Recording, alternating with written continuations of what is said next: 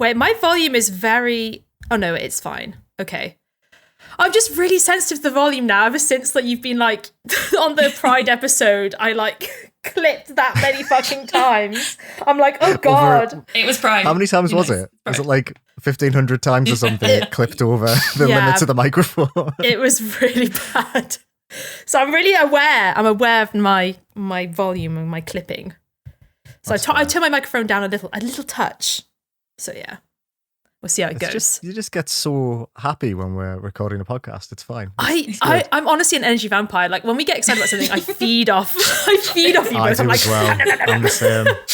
I'm like, there's something about your energies. Yeah, it is. Mm-hmm. I'm like, give it me. Yeah.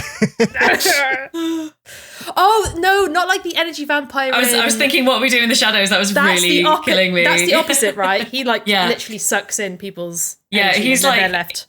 He himself is very drab and dull, and that's his whole thing. And then, like, being around him drains you of energy. Yes. What are we like then? What is the equivalent? So if not a vampire, like a virus? Are we contagious? Like a Tesla coil, you know, when they're like zapping back and forth. That's Tesla coils, right? When they like... Yeah, okay, they start zipping and it's very intense bursts of energy as well, right? Yeah. Yes. And I know what that is. Clone Hugh Jackman and he drowns in a tank. That's also something that we do. Oh, I love that film. It's one of my favourite films. Oh, yes. Oh, okay. I was really worried. I was like, oh my God, have I just spoiled the Prestige? I've arrived. Oh, come on. It's like a 20-year-old film, surely, at this point. It's got to be approaching the statute of limitations. Although, a brilliant film. It's not, like, don't have, like... Yeah, I love it. Don't understand that comment if you've not watched The Prestige. Go and watch The Prestige. Yeah, pretend you didn't hear that. Yeah. Yeah. Do it again. Like, welcome to the podcast. Here's a spoiler. Hey, we're not a movie podcast, okay? So it's no, that's true. Thank maybe God. bleep out the spoiler. Yeah, maybe. If you keep this, but leave the bit in where you say Hugh Jackman, or alternately, always bleep Hugh Jackman. Just going forward. Okay. Yeah, even now when we're saying Hugh Jackman, we're just giving Rachel so much work. I'm sorry, Rachel. I'm not doing any of this. Not doing any of this. Fellas, I'm going to be real with you right now. I ain't fucking doing that. You have your fun. You have your little laughs now. They're not hearing that. They're hearing what you're saying. All this is being chopped. Oh dear. No, okay. I'll just every time, because isn't David Bowie in that movie? So every time we say a spoiler, I'll just put a Labyrinth quote in there instead, which I find funny. Surely that's more work. That is funny. That's funny. She's not doing that though. That's not happening. She's saying it now. She's not doing that. She might look into doing one. She'll be like, nah, that's too much. To be honest, I like the little goblin man in that better than David Bowie. I do as well. What's he called again? Hoggle. Yes, he is. Should Hoggle. you need us? Yeah, little Hoggle. Hello and welcome. Oh, so sorry. So sorry.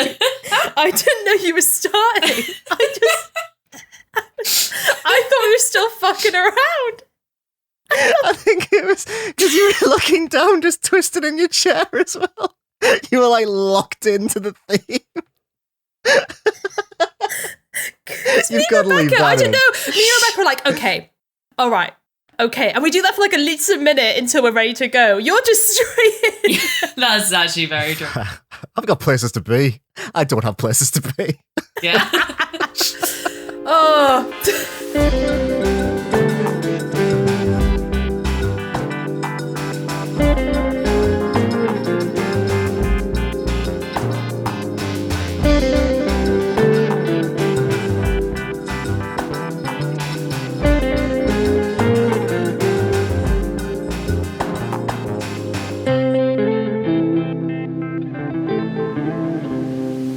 Hello and welcome back to Indieventure, a podcast all about the wonderful world of indie games. My name is Liam Richardson and I'm joined by my lovely friends Rachel Watts. Hello.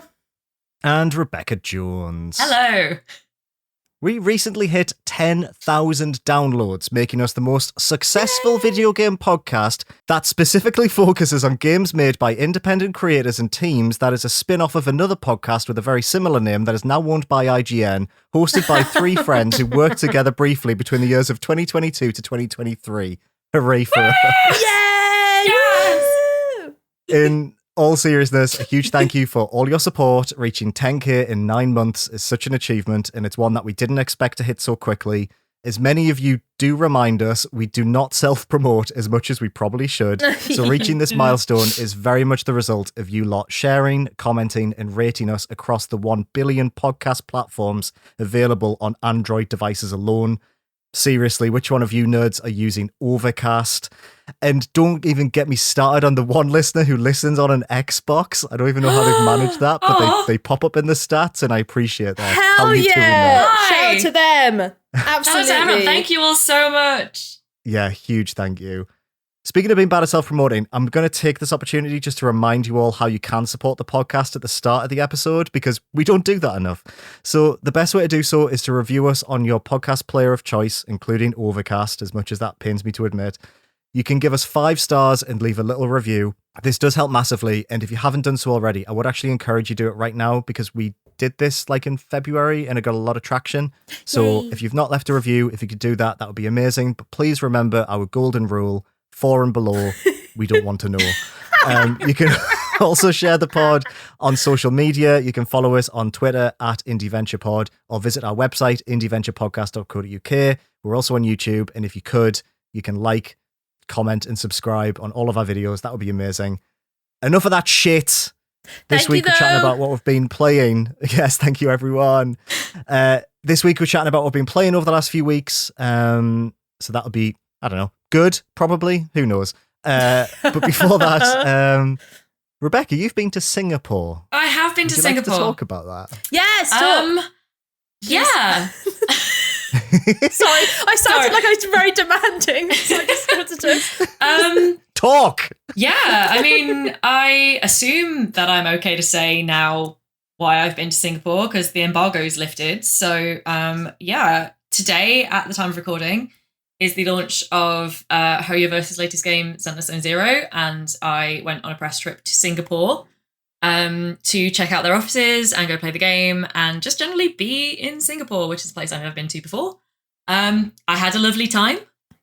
It was really interesting. I'd never been to Asia before, so it was like a whole new experience for me. I'd never been on an international press trip before, so now all 3 of us can officially say that we have travelled internationally Woo!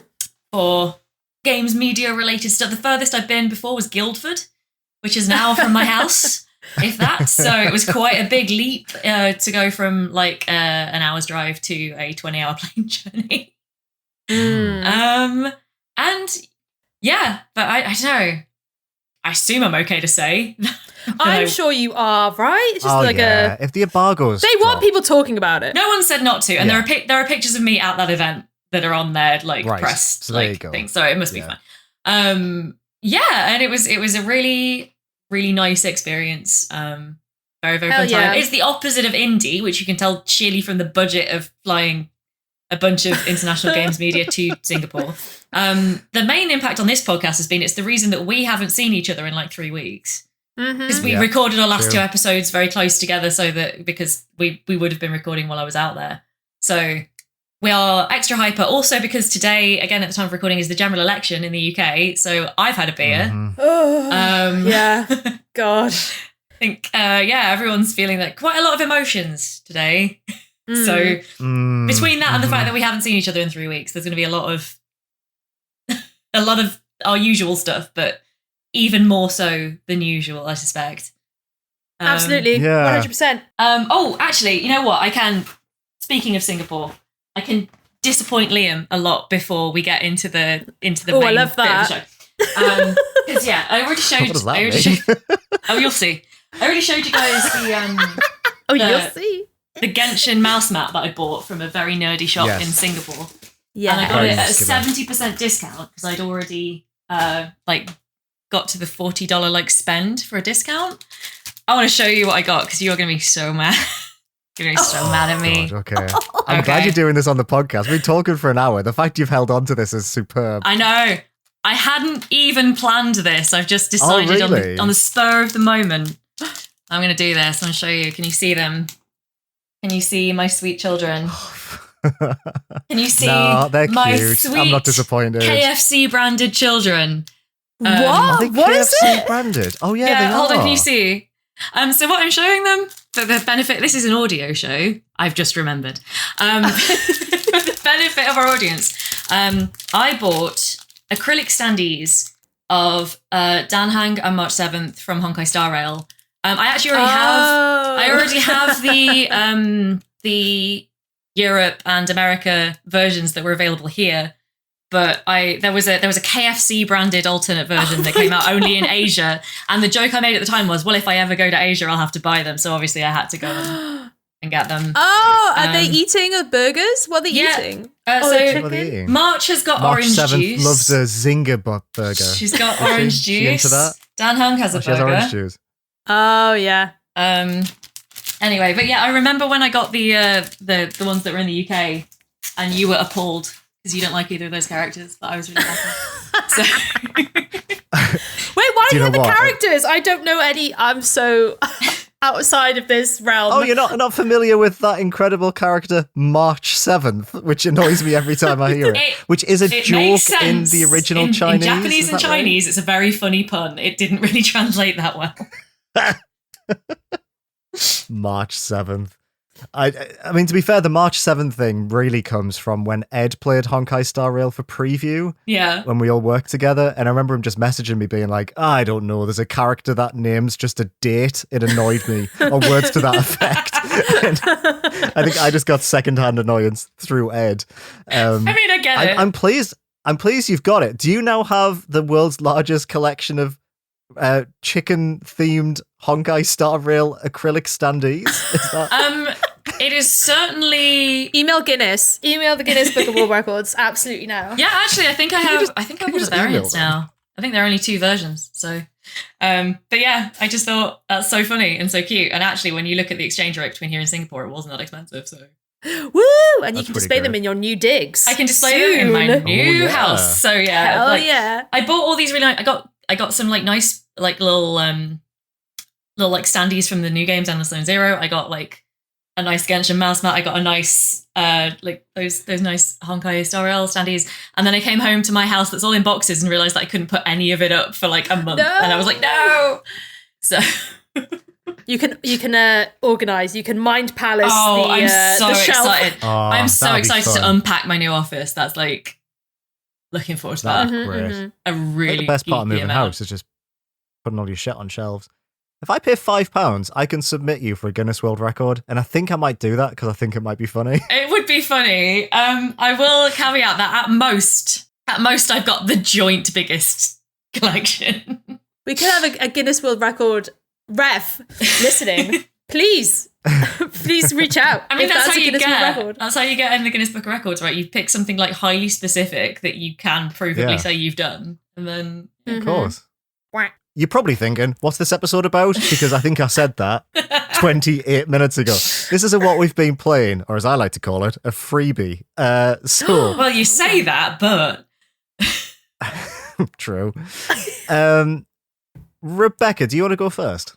Yeah, I can do. Sorry. The reason that I am slightly making fun there is that I have really not been playing very much lately other than Zenless Zone Zero and Ace Attorney 6, neither of which really fit our remit particularly well, even though I've got to say, at least I mentioned a video game in the first half an hour of this recording. Yes, it was a game by one of the most premium like companies on the planet, and therefore not suited to our purposes. But yeah, no, I have been playing not very much else because I'm really busy at the moment.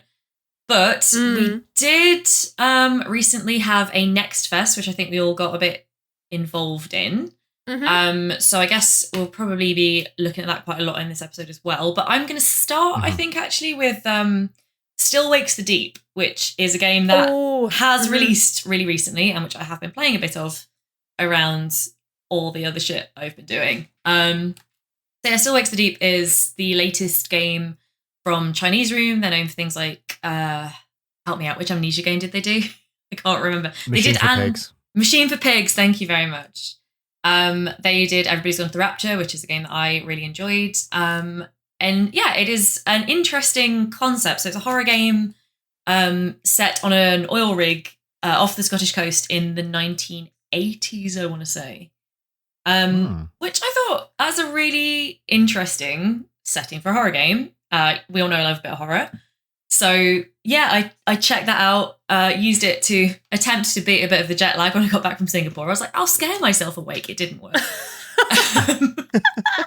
It didn't work. My sleep cycle was trash for the next several days. Oh God. But yeah, it's more one like that still needs the sleep. Is that anything? That's great. Oh God. That's really good. I'll show myself out. That's really good. Wish I thought of it. I'm angry. I wish I thought of it. You're too nice to me, Rebecca. No, it was good. Genuinely. Not me, though. Minority report over here. Yeah, one of the indies that I was most looking forward to coming into 2024, so I sort of picked it up as soon as I could after release. Full disclosure, I've only got about a third of the way through it so far, just because I'm playing it with friend of the podcast, Mick, who's not been around for the past week for work reasons and house move reasons. He's here again now, so maybe we'll get to play a bit more soon, hopefully. But my initial feelings on it are I am enjoying it. It's not quite the game that I thought it was going to be based on the initial previews that we saw when it was first sort of announced at Not E3 last summer. So it's more like Amnesia and less like a sort of horror walking sim than I was expecting. Right. And I think because I had that expectation, because I had deliberately not watched more recent trailers to try and not spoil it myself. I kind of feel like I went into it with a little bit of the wrong expectations, because I don't feel like they were cagey about what this actually is. I feel like it's me not having looked at how they were marketing it more recently. But I think that first teaser made it look really Layers of Fear-ish. Yeah. And I kind of went in wanting it. And to be absolutely fair, there is a story mode which takes out most of the enemy encounters, but not all of them.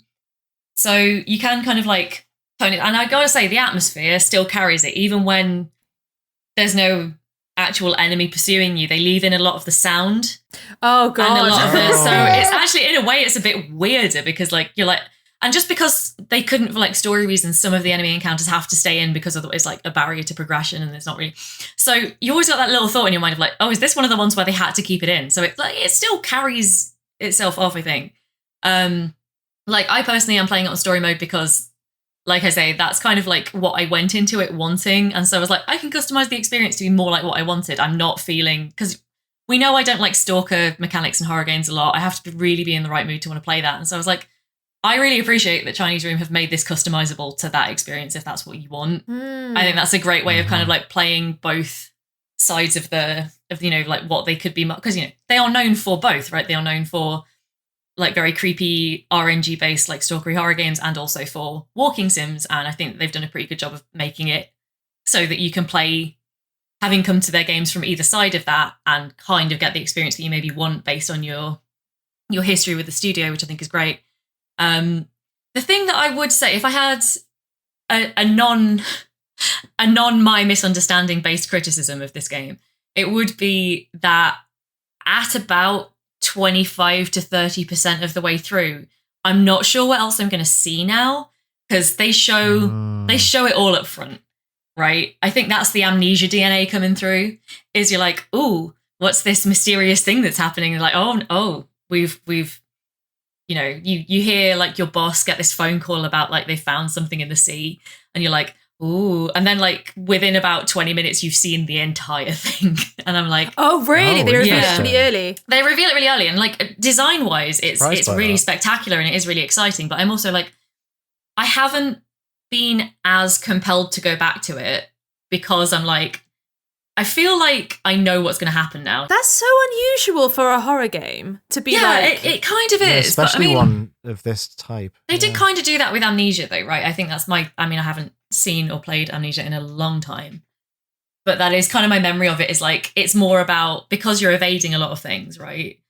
It's more about like constantly being on the edge of, seeing different aspects and seeing different like permutations of the thing, rather than withholding it to the very end. But still, it's like, yeah, I do.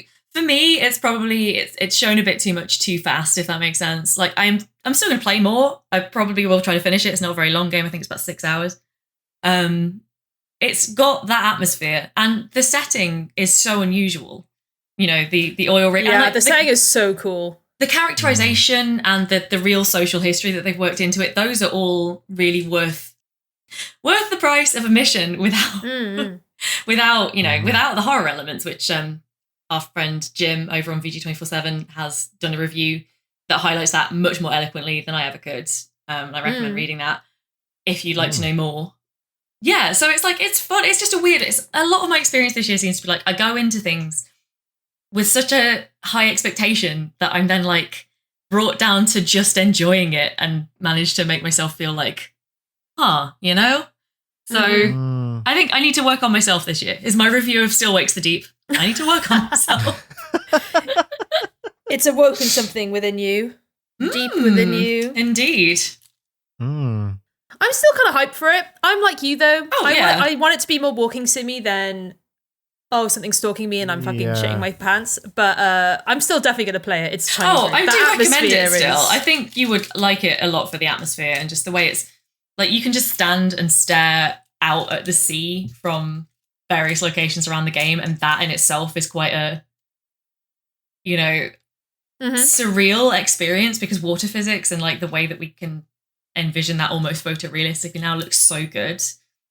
Ooh. And it just love that. It does look so good. Even like really grim industrial parts just look so good.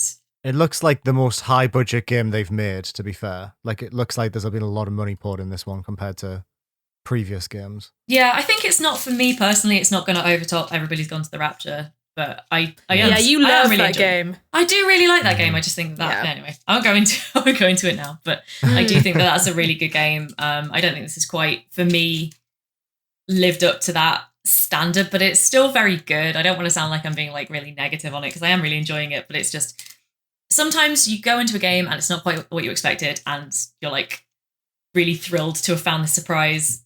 But like I say, it showed a bit too much to be surprising. Is my critique. Interesting.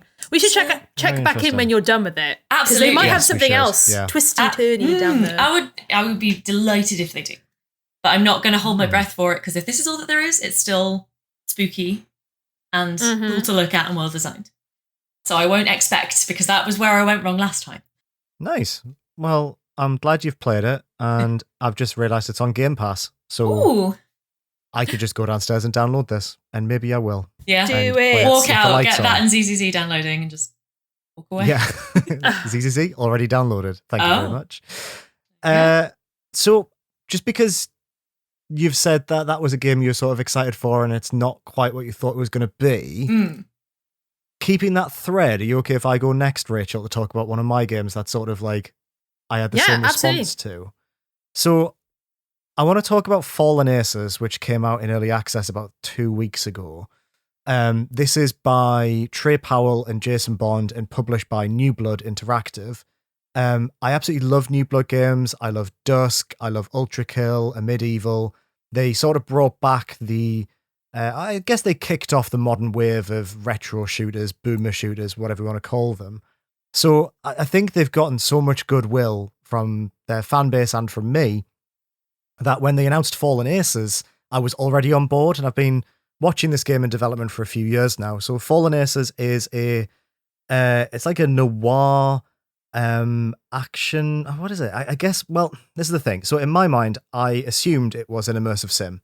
So you play it as a private detective in the 1940s in this like neo-noir city that looks a little bit like the city from Batman, the animated series. It has like zeppelins flying around and this enormous tower complex that, stretches into the night sky. And you called Mike, I think the character you're playing as, and your apartment gets burned down by a bunch of mafia goons. It's got a really lovely style. I really like the story. The story's almost a bit Watchmen-like.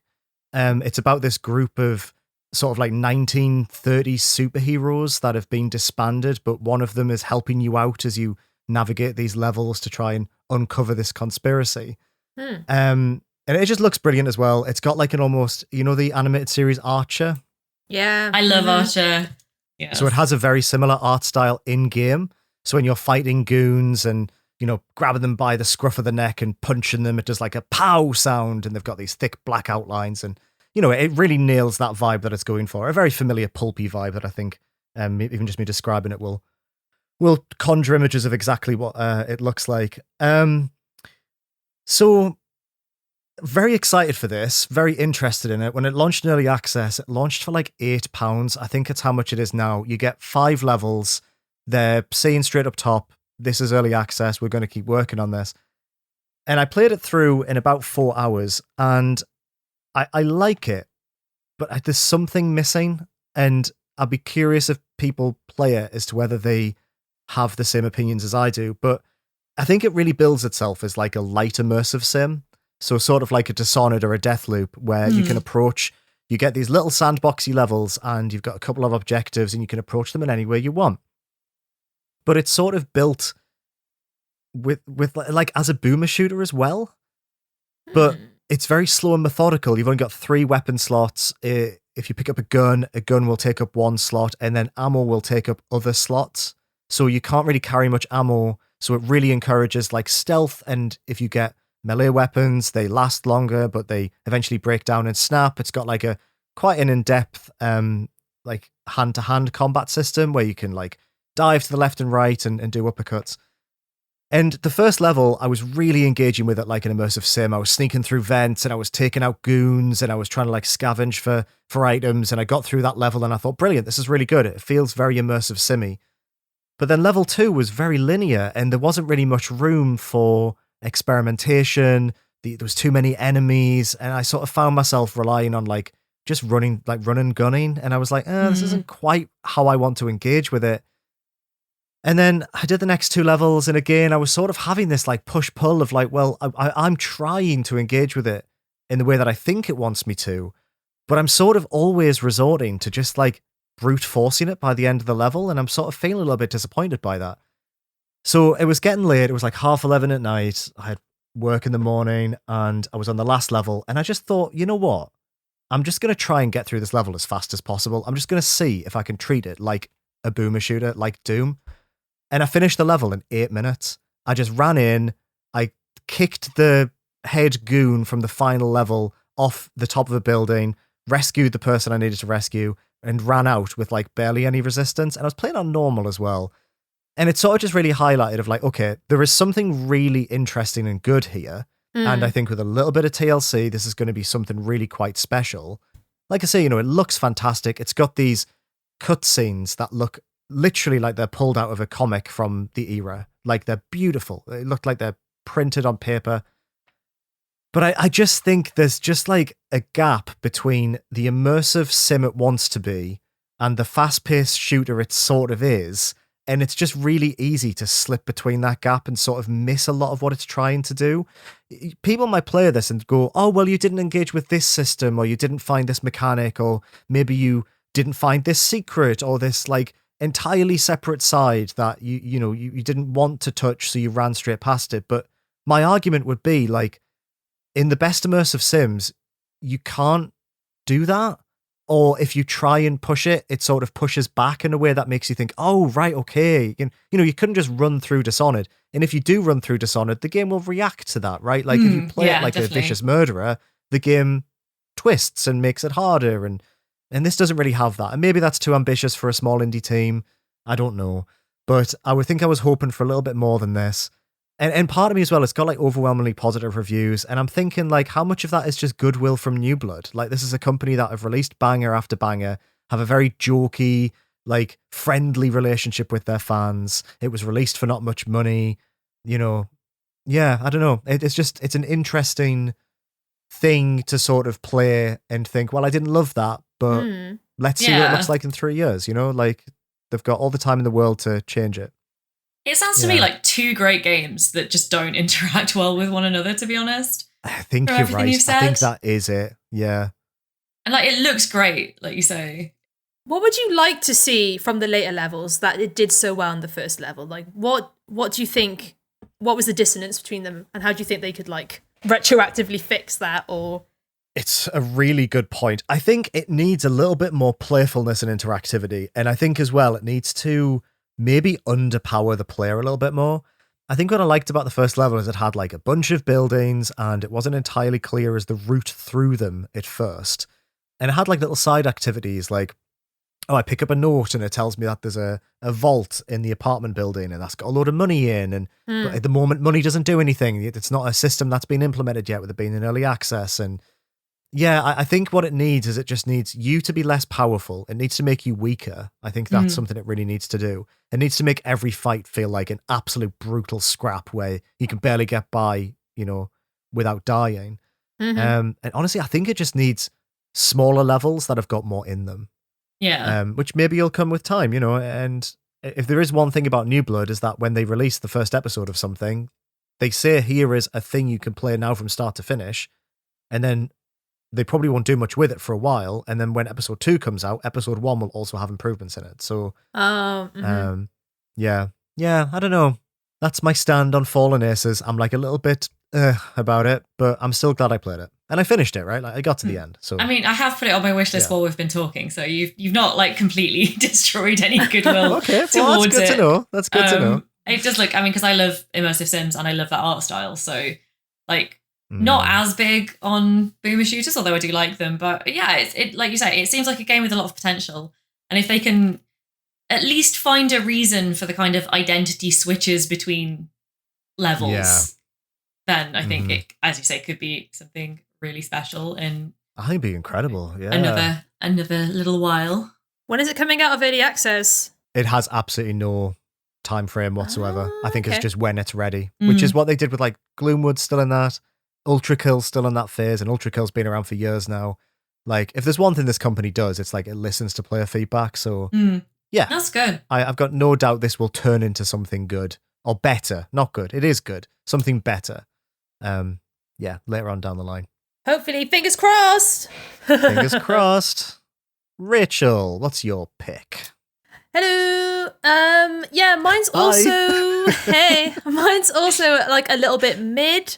Mine is Times and Galaxy by Copy Chaser Games, which was published by Fellow Traveller. I will play anything and everything that Fellow Traveller put out, Times of Galaxy included. This game started off really fucking strong. The idea is that you play as a journalist robot who joins a news company and gets put out on certain news stories, and you have to kind of detective your way through to find a good story within a certain scene and environment. So you talk to characters, you look in the environment, you ask different questions of which you only have like a capped number, so you have to be really careful. And then at the end of each level, you're given a storyboard kind of newspaper article layout where you have to choose a headline, you have to choose a quote, you have to choose what the main part of the article is about. Like, you get to focus the story on different elements, and your readers and readership will change depending on what you decide to focus on. Do you decide to focus on more alien gossip or more like sensational headlines, like, or are you more informational? Like, this game is really interesting in that it takes that kind of detective game mechanics and applies it to like journalism in a way that's really smart. And so this game, to be honest, I've not seen many people talk about it, even though I think Fellow Traveller pretty big for indies, and I'm not quite sure why. The hook is really great, but this game is way too long. This game works in like 17 cycles, so there's around, and not every cycle is a day, and not every day has a story, but it's like 6 hours of like maybe 15, like 12 to 15 stories, and some of them don't hit as hard as the others. There was one situation where I arrived on a planet, there was like a crashed spaceship, and you're kind of like, through speaking to people, like you can kind of find different story threads of, oh, well, this was being chased by a police force who actually have a bit of a grip on this planet in particular.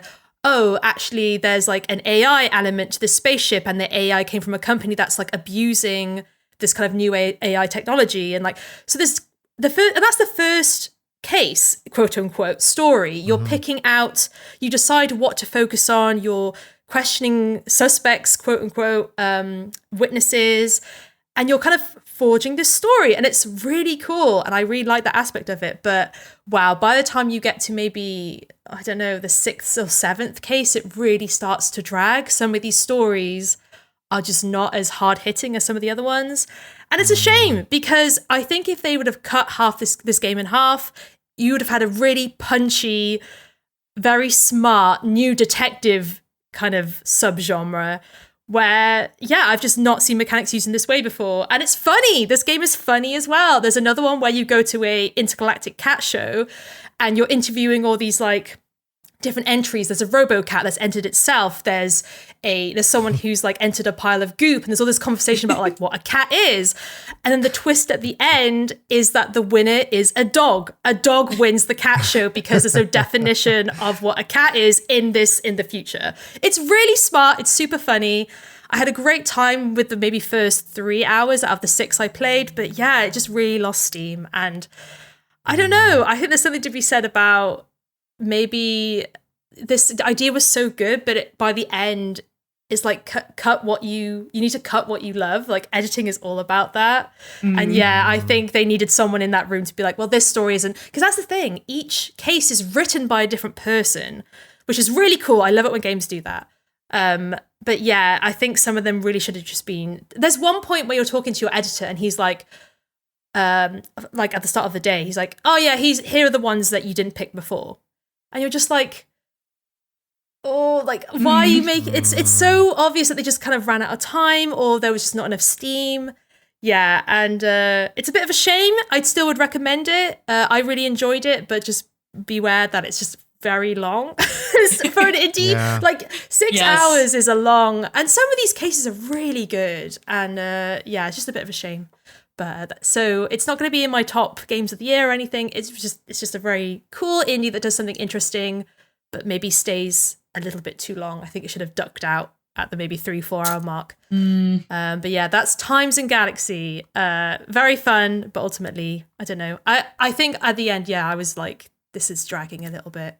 But I'll still play anything you put out, fellow traveler. I'll still play any game. I'm proud. Like, this is not putting me off because this game is smart. I just wish it had, cut it short a bit more. Because I'm not journalism games, right? Yeah, that's a good point. There are no journalism games, and this does sound like a couple of other indies that we could probably dig into. But like, it's definitely something that like is so rare to see. And maybe it's like maybe it's just like the narcissism of being like, oh, I like it when games are about me and therefore not enough games are about me. But I feel like there's a couple of cool indies have come out recently with a kind of journalism bent to them. But I still think it's like surprisingly underrepresented because there is like so much room for the sort of visual novel-y, like choose your own adventure through like you say, the sort of newspaper editing mini game. Right. And ex-journalists wrote this game. This game is written by ex-journalists. So some of the ethical aspects to it, or just some of the understanding about journalism, like, oh, this is a puff piece, or this is a hard-hitting investigation. Like there's that language, that understanding of journalism. It's just a little bit long. And yeah, the only other journalism game I've played is Bug Snacks, which is like you play as an investigative journalist, which is so cool. But this game is different in that you decide what journalist you want to be. It's not just like you're a reporter. It's like, what kind of stories are you reporting on?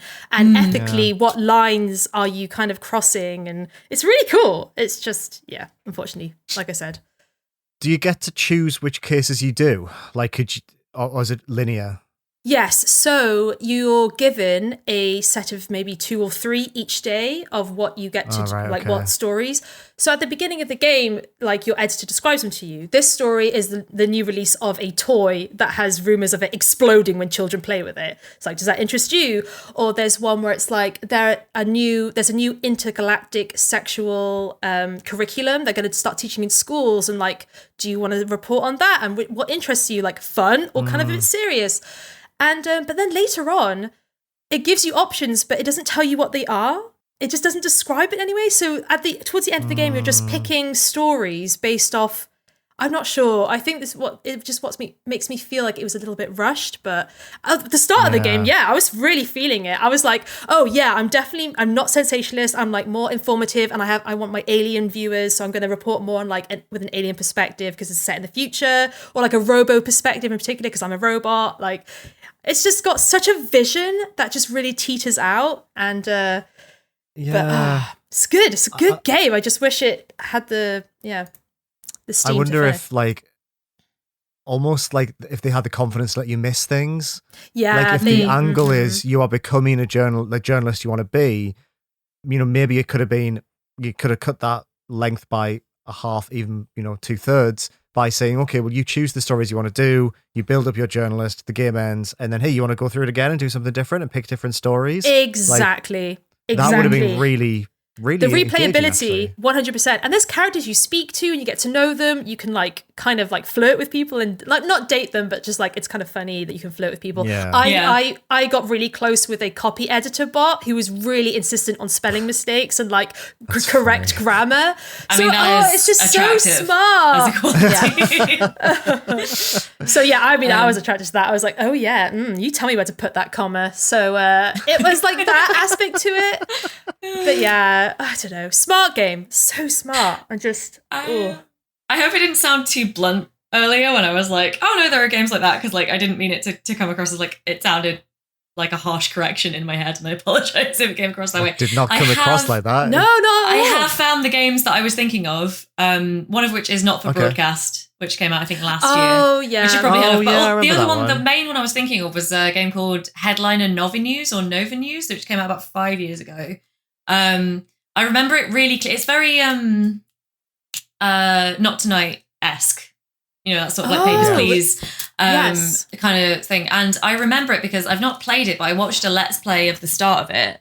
And it had a scene that I found really affecting, which I won't spoil because I think it was really like quite meaningful to how it sets the scene in the rest of the game. But that is, if you wanted a game that was like, you know, 2 hours per run, but with lots of branching storylines that's on a journalism theme, I think that's a recommendation I wanted to drop in here because I do remember that game like very, very vividly.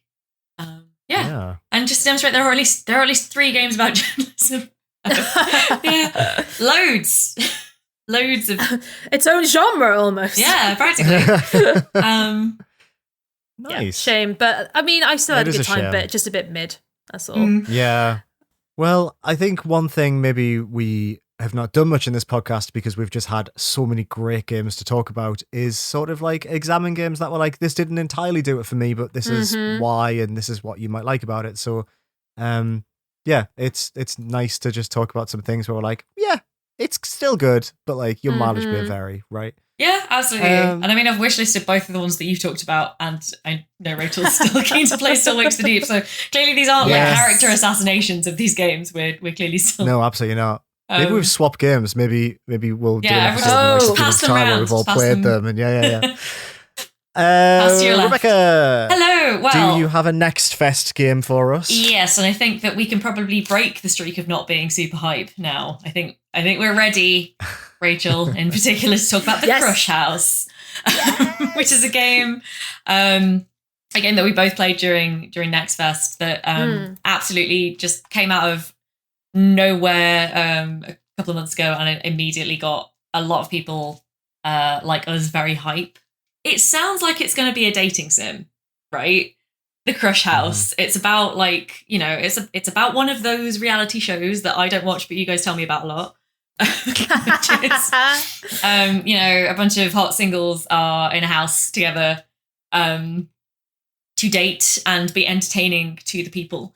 But actually it's more like, it kind of has a bit of a life sim-esque feel to it, but like very pared back, which I think it benefits from a lot, obviously, because of like the scope of it. So you play as the producer, which sounds very fancy, but you're actually like a camera operator for this show, The Crush House. And your job is to just walk around the house, filming the people and what they do and how they interact. running ads at points where you think they're being a bit boring, and like trying to appease different factions of your audience with the things that you choose to focus on, and the ways in which you like anything from like the framing to what's in shot to the actual like literal focus of a shot. All of these are being assessed by an audience. You're seeing like a real-time like live stream feed down the side of audience comments. It's all very comedic. And you've got things like wine mums, right? At one point, it's like, the wine mums just want to look at the like sexy Latin lover dude who's one of the contestants on this game show, and they're like, just follow him around. What's his butt doing? And that sort of thing. For example. Yeah, there's like different audiences you have to cater to. They all have different names. You have wine mums. There are people who are obsessed with gardening. There's people who love asses. So every time you get an ass shot, they fucking pop off in the chat. There's people who want there's people like the Crush House, like loyalists who just want the drama and the romance on screen. There's like all sorts of like audience engagement that you have to take into account where you're lining up a shot of two people. It's like, okay, but can I get the Crush House like fizzy drink? They love the juice. They always want the juice on screen for reasons I cannot fathom. They love it. Well, you get more money for sponsorship. Yeah, of course. If whenever you get the brand in shot, it's like it's actually like reality TV. That's so funny. Yeah, it's so fucking funny. It's so good. It's like really simple, but it gets so like the loop of trying to line it up, because like it gets more complex over like subsequent in-game days, and you'll have the point where it's like, oh, you need to like fully appease at least one audience, but you'll have like 3-4 audiences going at the same time. And when you line up a shot and all those numbers are popping off because all the different audiences are loving the shot, it's so satisfying. Like the simplicity of the game is like deceptive when you get to the point where it's just brain candy at the stage where everyone's like, this shot is amazing. Yeah, it's got that this is why people get addicted to video games, basically, like instant gratification and like positive feedback, right? But no, it reminds me a lot of games that I might have talked about briefly. I definitely talked about them over the course of my career at some point, which are the singles games from like the early 2000s, when a German company tried to do a like softcore or semi-pornographic alternative to Sims. And it was just like The Sims. Yeah, it was just The Sims, but like you were following these people around an apartment while they like slowly fell in love and started a relationship that was like not actually that graphic, but it was, more than Sims. And it's like that game if it had an actual identity of its own and like had managed to, because I enjoyed those games, not to dunk on them too much because they were part of my like adolescence, but they didn't take off for reasons that they didn't have much to them beyond being a Sims clone with a bit more risque element to them. This really feels like a spiritual successor to that to me, because it's got like a really nice art style to it. It's got kind of like a ridiculous kind of like oversaturated color palette. It's got this ridiculously like beautiful house that doesn't make any sense once you start to look at the architecture, but it's like all designed for the nice through shots through like archways and down from balconies and things. And it's just the drama. This is definitely like a satirical take. Oh, absolutely. Oh, but that's what I was going to say. This is definitely like a satirical take on reality TV. It's like you're running around a house trying to capture moments of like cat fights, romance, and this game actively acknowledges that this is something like really shallow and shitty to kind of do. And I think it's like there's like a kind of like an undertone as well. I think during the demo there's very much like let's make that money, it's like make that cash, let's capture these people's worst moments on camera and expose them. But then also there's something else going underneath, which I think the demo hints at, but I'm not quite sure what it is. But yeah, I guess the day would be your like an in-game hour would be you waking up from your basement it's grim. Room where you're sleeping. The crew are treated so badly as well. Like that's interesting. The talent enter the house, then they all split off. You as a camera person, you decide where you're going. You go to the pool, there's two couples. You can see that there's like little hearts. Right, got to get that on camera and line up that shot. Then they finish. Right, where am I going next? Upstairs, there's two people having a cat fight in the dressing room. It's very much like a fun and frantic way. It's like a first-person shooter, like a third-person shooter. You're running around with a camera, trying to capture certain moments in a way that you'll get your audience popping off.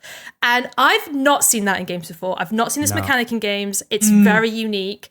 But I also like the fact that this is made by someone who loves reality TV. There is a Love Island fire pit. There's a Singles Inferno pool. Like, it's made by someone, like, this is why I relate. It's like, they love reality TV, but also there's this horrible, horrible dark side to reality TV that TV shows don't acknowledge, but we all, as an audience watching, kind of understand. And it's that questioning that relationship. So this is a smart game. It's like, this is reality TV, but also this is reality TV. And I'm really excited to see what that dark side is and how dark it goes, because I'm actually not quite sure. It could go almost to like borderline horror game, or it could just continue to be like a dark satire of reality TV. You don't know at this point, which is what's so exciting. I love, by the way, that we've approached this from such different angles. You as a big fan of these sort of shows, and me as someone who's like, this is like a deconstruction of a Sims game, and that's why I'm so into it, because it's like all as observer, you don't get to impact anything, but you get to observe everything, and it's got that very voyeuristic life sim element to it as well.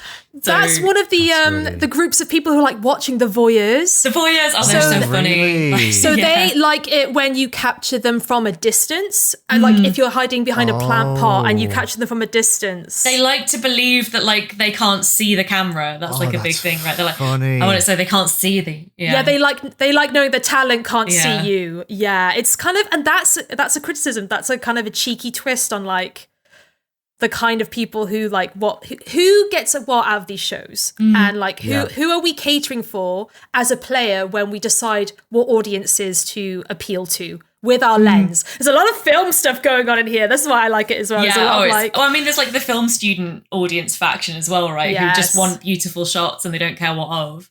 I gotta say though, shout out to the garden fans who are just like, go outside and film the garden for a bit. I want like a eucalyptus tree in this shot. Is that a palm tree? Yeah. Like, you guys are so wholesome. Why are you watching this? Well, that's got to be a joke about how when there's like, when they cut between conversations in Love Island, you just see like bits around the house, and Big Brother does it too, right? So they like zoom in on a pot plant or something. Yeah. That sounds. Does it strike you as linear? Like it's a one and done thing, or is there maybe multiple ways of approaching it? Like, do you feel like there's a story in there to be told? Or? So in the demo, you only have 4 characters who are the contestants in the house, but in the full game, there are going to be more character options, and you can like mix and match based on what you think will create drama. So I think that those storylines do seem programmed to play out like dependent on which contestants are in the house. So I think at least from that point of view.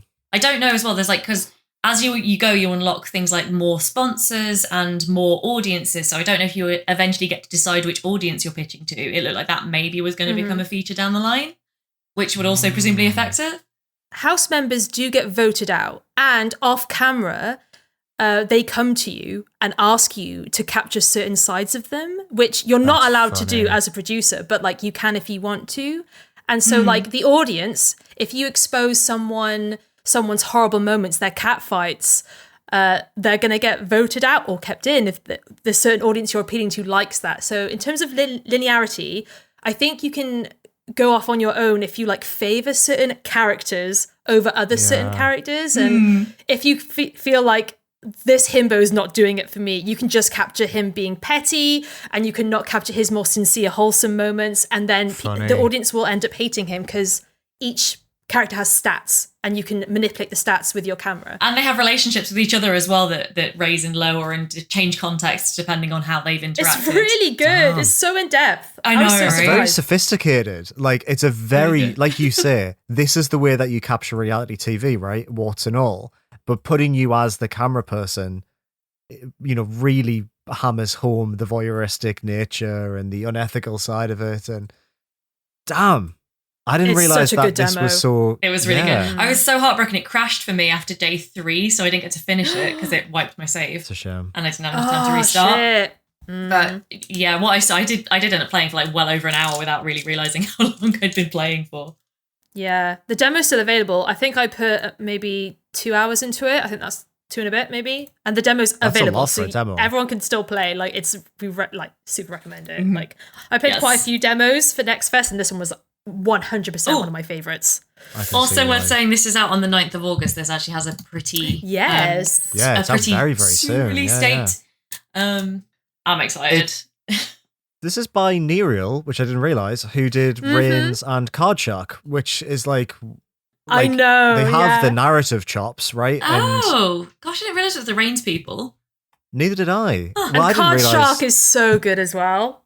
Like, it's another such a game vision. that had like really interesting mechanics and stuff, right? And to like convey a specific narrative through unique mechanics. I sort of feel, well, that's Rains as well, right? Like, what am I on about? It's literally Rains. So, I mean, fuck, that's shot right up my list of things I'm excited. You're gonna love it. Yeah. I thought you would be all over this, Liam, as well. You really should. No demos on Next Fest this year, so that's why I didn't touch it. And that's what self-care looks like, you know? Yeah, that's valid. Absolutely fair. That's what 8 months out of the games industry looks like. God. And like me, I was so stressed during Next Fest. I was like, you played so many demos. I'm glad we can talk about them now, because we didn't talk about them on the podcast that we do about indie games, so it's... All right, sweet. Well, you've convinced me, which, let's face it, is the only real point of this podcast. I will go next again, if that's okay. I'm going to talk about two things very, very quickly. The first one is not a game I ever thought I'd talk about on this podcast, but I want to talk about it because I do think it represents a corner of the market, pun, that we don't ever really engage with. So I want to talk about Supermarket Simulator by Nocta Games. Yes, I was so excited for you to talk about this one. So I'm going to say this straight away, right? It uses AI art as its Steam header image, which I'm not really for. And there are a lot of games that have sprung up since this came out that look very, very similar in terms of its mechanics and its animations and bits and pieces like that. And I'm not saying anything. I don't know for certain, but I'll just say maybe there is an asset pack floating around that maybe this has been built upon. Now, at first glance, I would have just overlooked Supermarket Simulator is one of those games you see on Steam, right? One of those things where you're like, oh, look at the state of this. I don't want to touch it. But this had like overwhelmingly positive reviews every time I saw it pop up. And it just kept popping up. And then Game Grumps played it. And I really enjoyed their gig. Rebecca's nodding. Yeah. And I was like, well, I'll be really honest with you. I was really drunk one night. And for Yoli's birthday, we'd had a house party and it was like 3 a.m. and Fallen Aces was released for £8. And I was like, I will fucking buy that. And then for some reason, when I woke up the next morning, I'd also bought Supermarket Simulator. But there's 18, right, before I recorded this, maybe 5 minutes before we jumped on this call, 18,000 people are currently playing this game, and it came out at the start of the year. There's quite a lot of people playing this game. What you do in Supermarket Simulator is very simple. You walk in to a very weirdly lit room in the middle of a kind of cursed-looking street. You buy some shelves, you populate those shelves with generic European products. I think everyone has a different language on them.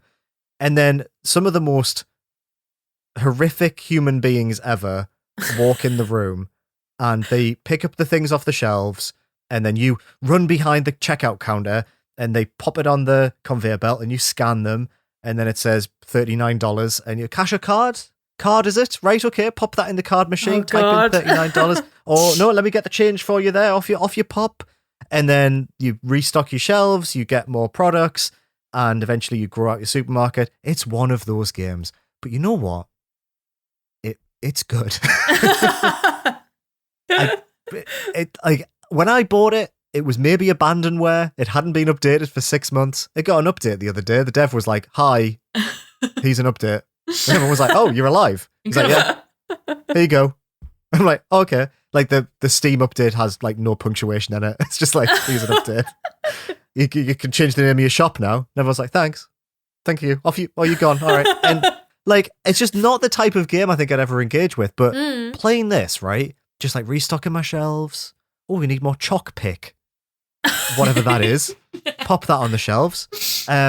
More bread, is it? Cheese. Excellent. And then they pop in and I scan it through, listen to a podcast, watch a YouTube video at the same time. Oh, I love games you can do that. I love that. Oh, man, this game hits.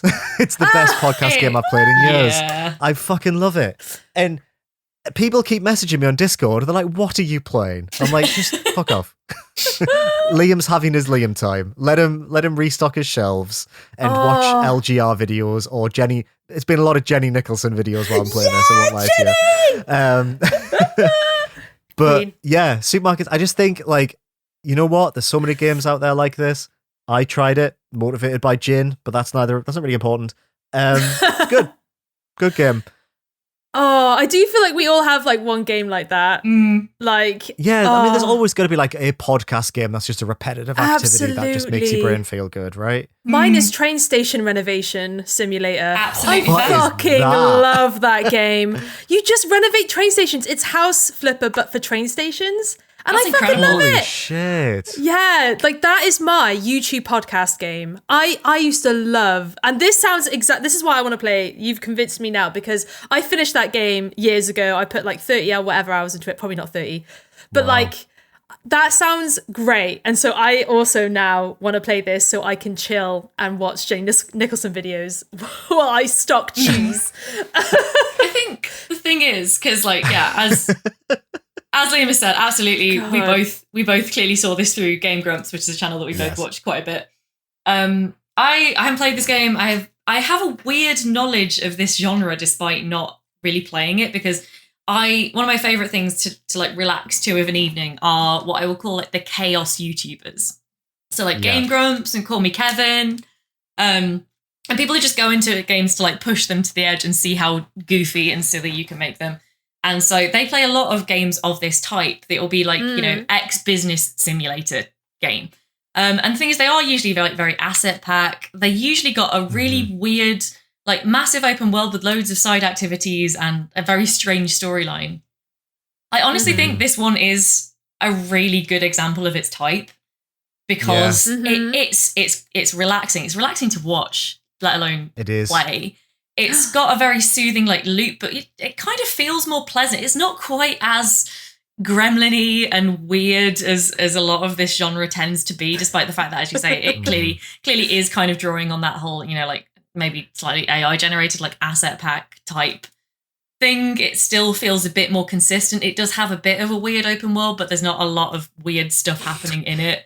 You know, I've seen games like... There's like 6 streets fully rendered and your shop is on one and you're running around like, there's nothing here. What? Yeah, it's so weird. But yeah, there's a lot of games like this where it'll be like, oh, and now you've got a gun, like go and like chase after a robber, and it's just like, it doesn't do that. God. It stays... It doesn't have that, no. It sticks to what it is. It does stay on theme a lot more, and I think that although it's really fun to watch YouTubers goof with the really outlandish ones in this genre, this is the only one I've ever looked at that I was like, I might actually consider playing that. So I'm glad to hear it is actually fun to play as well as to watch. It is. There's a ton of mods for it as well, so you can like replace all the foods with UK brands. Oh so my if you god, want, that's like, so Uncle funny. Ben's packet rice Can you and stuff. turn it into a Greg's? Oh! There's the question. There it is. It might take all the fun out of it for you, though. When I search, this is really funny. When I search for Supermarket Simulator Greg's, the top result is my blog. Oh, that's so good. Yes. Hell yeah. That's so funny. Yeah. That's amazing. Oh my god. So, no, you can't turn it into a Greg. Get on it, Nexus Mods. Come on. Let's go. I know, right? Someone make it. So yeah, Supermarket Simulator. I did not think I would finish that conversation and have convinced you two to buy it, but it's £7 and I would encourage you to. It's also got a free demo. I've just said it's got chapter 1 somehow is a free demo. Maybe I'll play the demo. Because the thing with these kind of games as well is that it's like recommending them is good, but like everyone has like a specific thing they like about these kind of games. Mine is cleaning. I do like cleaning stuff, which happens to be quite a common thing. But like, but House Flipper for me House Flipper was too much.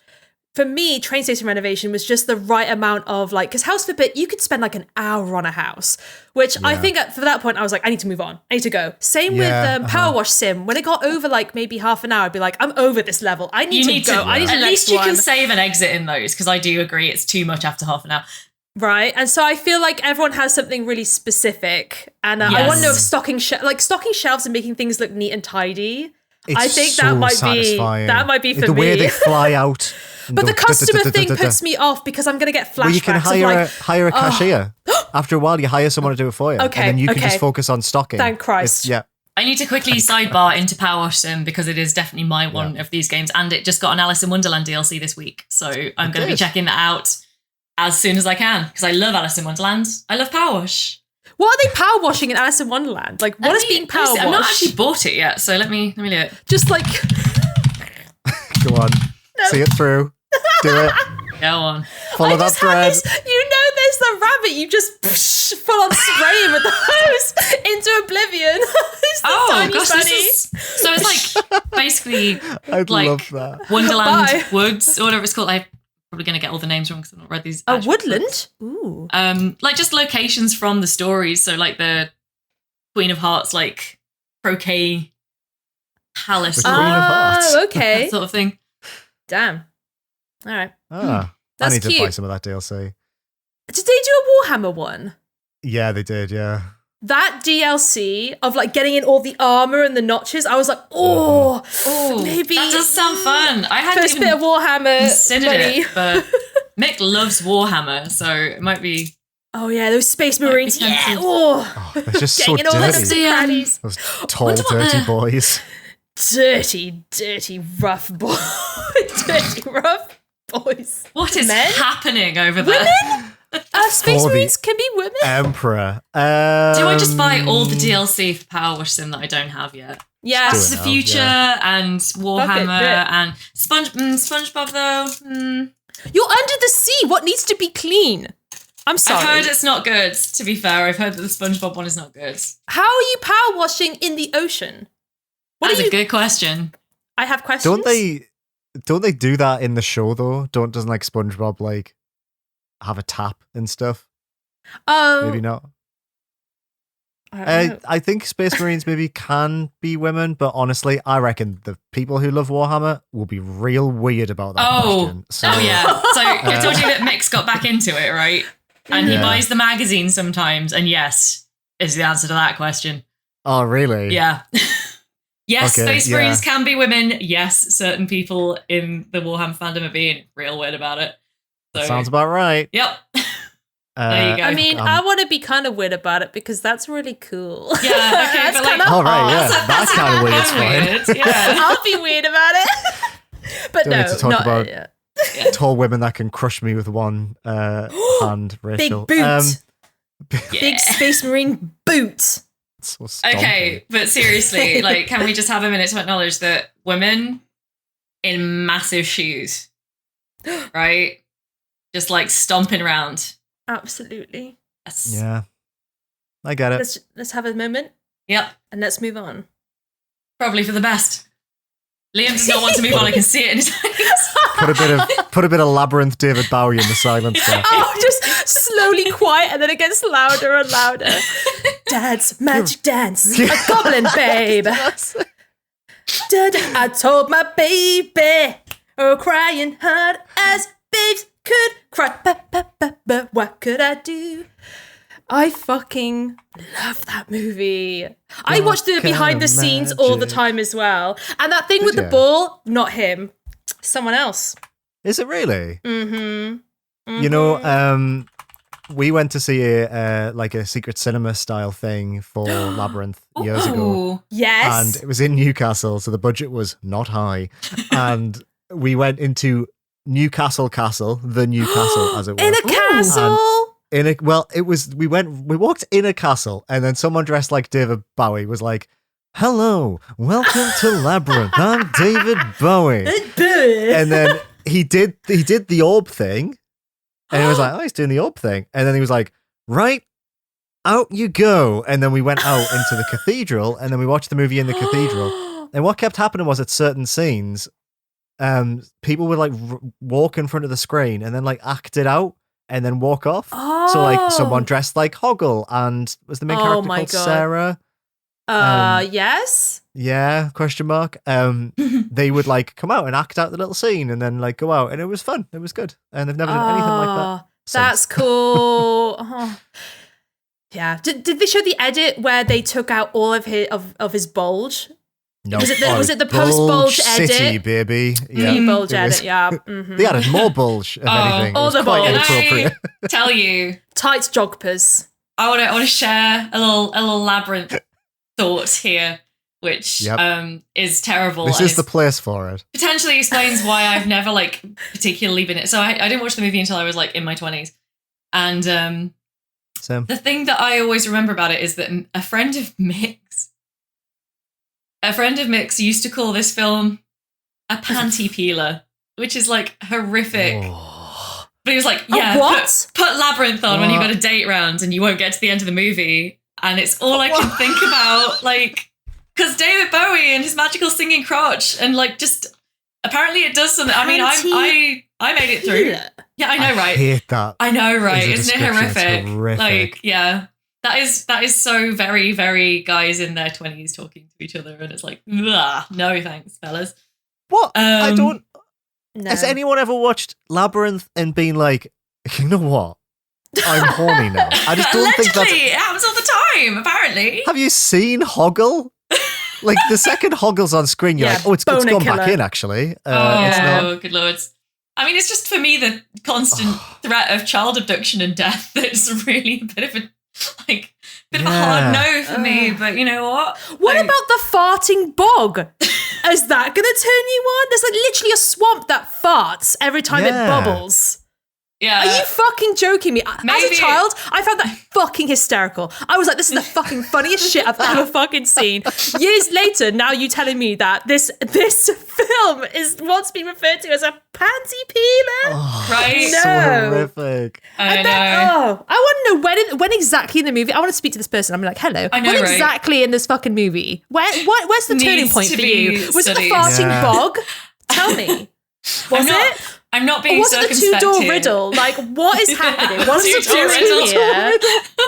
Like, are you fucking with me? Oh Hey, my goodness.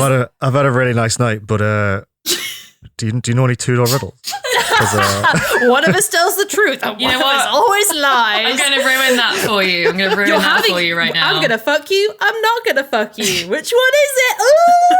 depends how you refer to Labyrinth to your mates, to be completely honest with you. Oh, yes. Incredible. Yeah. I can't remember which one of think your that- friends that was, Mick, but seriously. I'm just talking Right to him in the future contact again. at indieventurepodcast.co.uk. Exposed. Also, the two-door puzzle, I had it ruined for me. The one who sets the Right. puzzle has to be the one that tells the truth, otherwise it doesn't work. So the one who speaks first. Yeah. Yeah, that makes sense. Yeah, I know. Ruined. Ruined forever. I don't know. I feel smarter now that I know that. I have to do it in practice. I'm too dumb. Anyway, sorry. I've just comprehensively ruined Labyrinth for everyone, and I'm sorry. But the thing is, whenever you mention Labyrinth, the phrase panty peeler pops into my head, and that's the first thought. Thanks. And so it's just constantly in my head, and now it's in yours too. I'm sorry, but the curse has to be passed on. Adding panty peeler as a website tag. Oh my god! Oh my god! I will not. quit. Can't even I will bring quit myself. this podcast. I will go on Twitter and I'll be like, my truth. This unaired episode. My edit. Oh yeah, do you want to come back to mine and listen to? Do you want to listen to Indieventure together? It's a real boxer buster. Okay, that's kind of, I like that. That's though. really good, though, That's actually. cool. I don't like. No, I just I want us to stop saying it. Actually, it's making Yeah. me Let's uncomfortable. stop. No, It's it's- queasy. it Let's makes- go yeah, on. Whose turn? it's- Who's next? it's unwell. It's unpleasant. It's unpleasant. I feel icky. I'm not telling you this because I like it. I'm telling you this because I need to share the pain. Oh yeah. At no point was I like, oh, Rebecca's take on this is quite cursed. Oh God. I literally have lost track of what we're talking about, whose turn it is. I don't know what we're Who, doing. Where, when, why. Rachel, I think it's you. My turn, which is quite funny actually, because Rebecca, now you've told me that this game I'm talking about has that puzzle in it. So this will be Really? interesting. Oh, Yes, okay. I'm going to talk about another Steam Next Fest demo. One, which I for freelance, I was hired by Games Radar to write up a bunch of Steam demo lists, whatever. I was like, got this down. I've played enough demos. This is the 15 that I've chosen. Me, Rachel Watts, demo extraordinaire, indie game, connoisseur, all that bullshit. I missed one. I fucking missed one. And this is the one I missed. It's called Blueprints, and it's one of the best fucking puzzle games that's going to come out this year, if it comes out this year. It is so smart. Okay. Yeah, I was really impressed by this puzzle kind of exploration game. It's also a lot of other genres. It's very genre breaking in terms of like what it does. The idea is you are a young boy who in your grandfather's will, he's dead, rip grandpa, but he has left his mansion and his estate to you in his will. But grandpa's a bit cheeky, and to get this estate you need to find room 46 in this mansion, which has 45 rooms in it. This is a secret room. You need to explore the mansion and find it. Cool. All right, Gramps, bring it on. Fuck you, by the way, for putting that little footnote in your will, but whatever. So you start off in the lobby. There's 3 closed doors. The idea of this game is that you make your way through each room, but as you approach a door, you decide what room is on the other side. So you're essentially mapping out the mansion as you explore it. Cool. There are a few rules to this, to the exploration. You have a step count of 50 steps. Every time you enter a room, it goes down by 1. So you will always have this kind of like resource, like walking is a resource. 2, the house resets every day. When your steps reach 0, you go to the next day and the house completely resets. No items, no rooms. You start with a blank blueprint every single day. So the idea is that you are trying to find this room by placing different kind of rooms and managing your resources as you're exploring this mansion. So already we kind of got like there's roguelike elements going on, there's exploration elements, there's puzzle elements. So as you are kind of setting up these rooms will have certain rules. If you place a bedroom, you'll get 10 extra steps. If you place an office, you might find a puzzle or a clue or something that will kind of like give you resources, that being steps, money, or gems. If you get more gems, you can get like rooms that do have different rules that kind of change the nature of the game in different ways. It's just really smart. I've never seen this in any sort of game before. It's just really interesting as you're mapping out your own kind of puzzle mansion as you're exploring it. So that's like the first layer of the game. The second layer is as you go deeper into the mansion, more rooms will be accessible to you. And they, at first, don't seem that interesting, but soon enough, there's like puzzles within certain rooms, and rooms will link to each other. And so this idea of you mapping out this mansion, but only having a certain number of steps, suddenly you're like, oh God, I have something in this room that relates to something that I've placed on the opposite side of the house. So now I need to make my way back in an efficient way as possible to save my steps. So you might find a magnifying glass, which suddenly all the notes and all the letters you've read, when you use a magnifying glass, you can there's like stuff hidden within the messages or like written in between the lines. And so suddenly you're like, right, I have to go back through every room that has a note in it and re-examine it and read it because there's clues to other areas of the house. Or you might solve a room with a puzzle in it and get a special key that when you unlock a door, it like takes you to a secret room.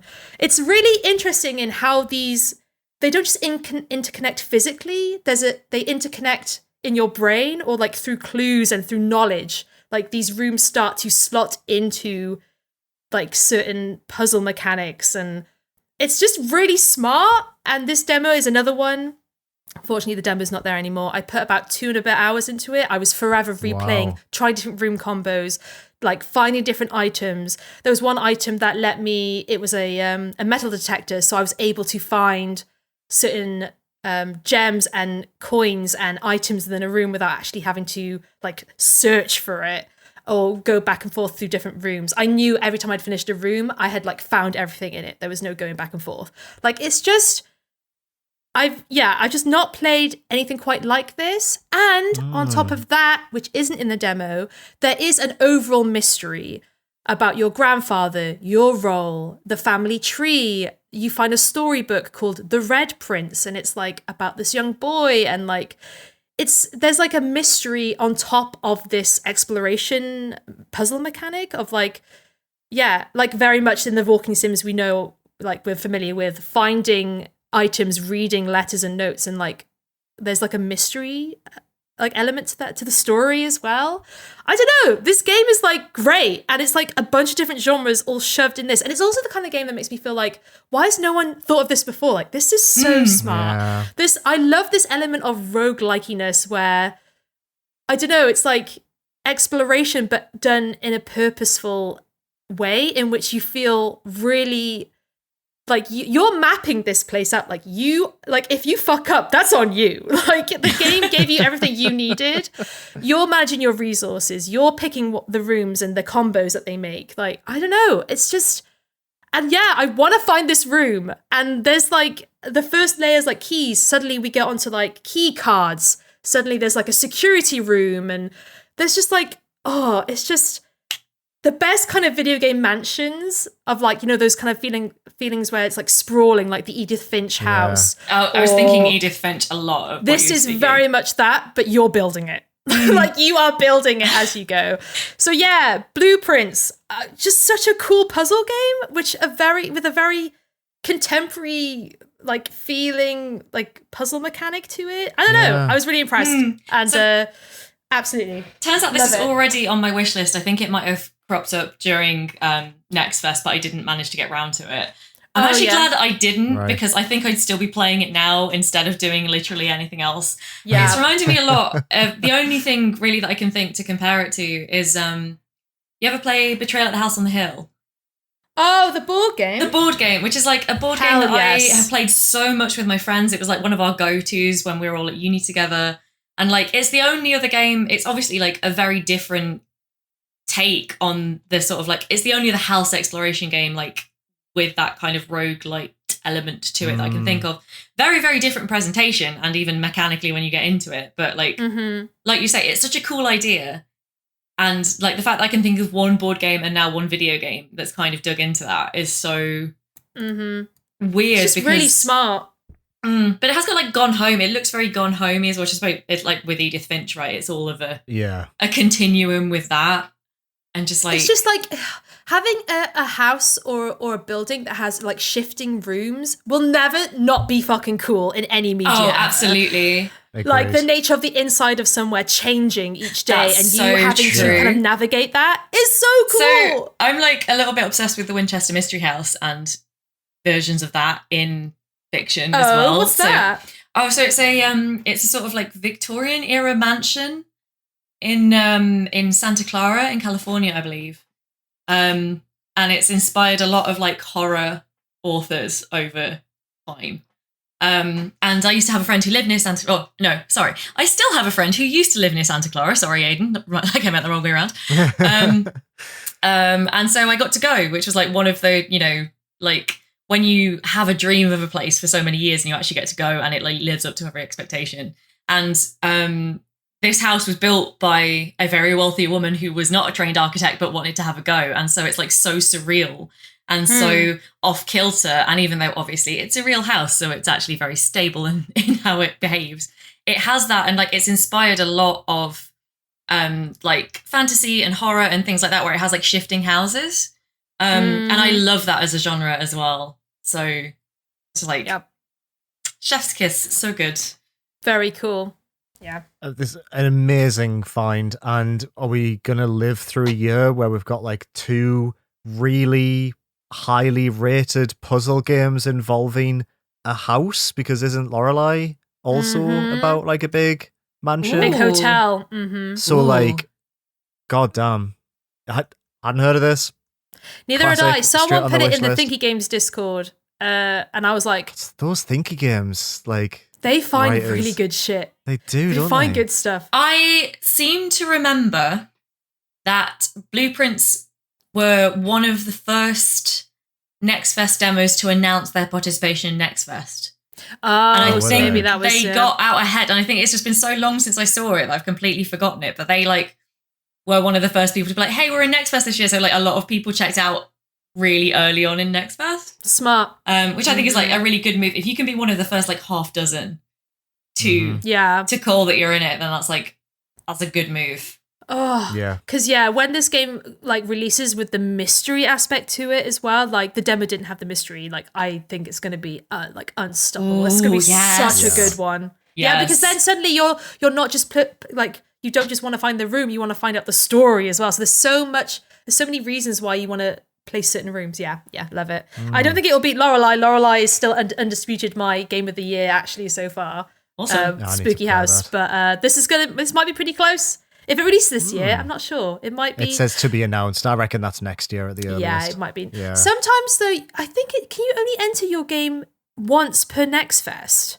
As in, only one Next Fest. Sorry. Yes, I believe that is true. Why would they release it?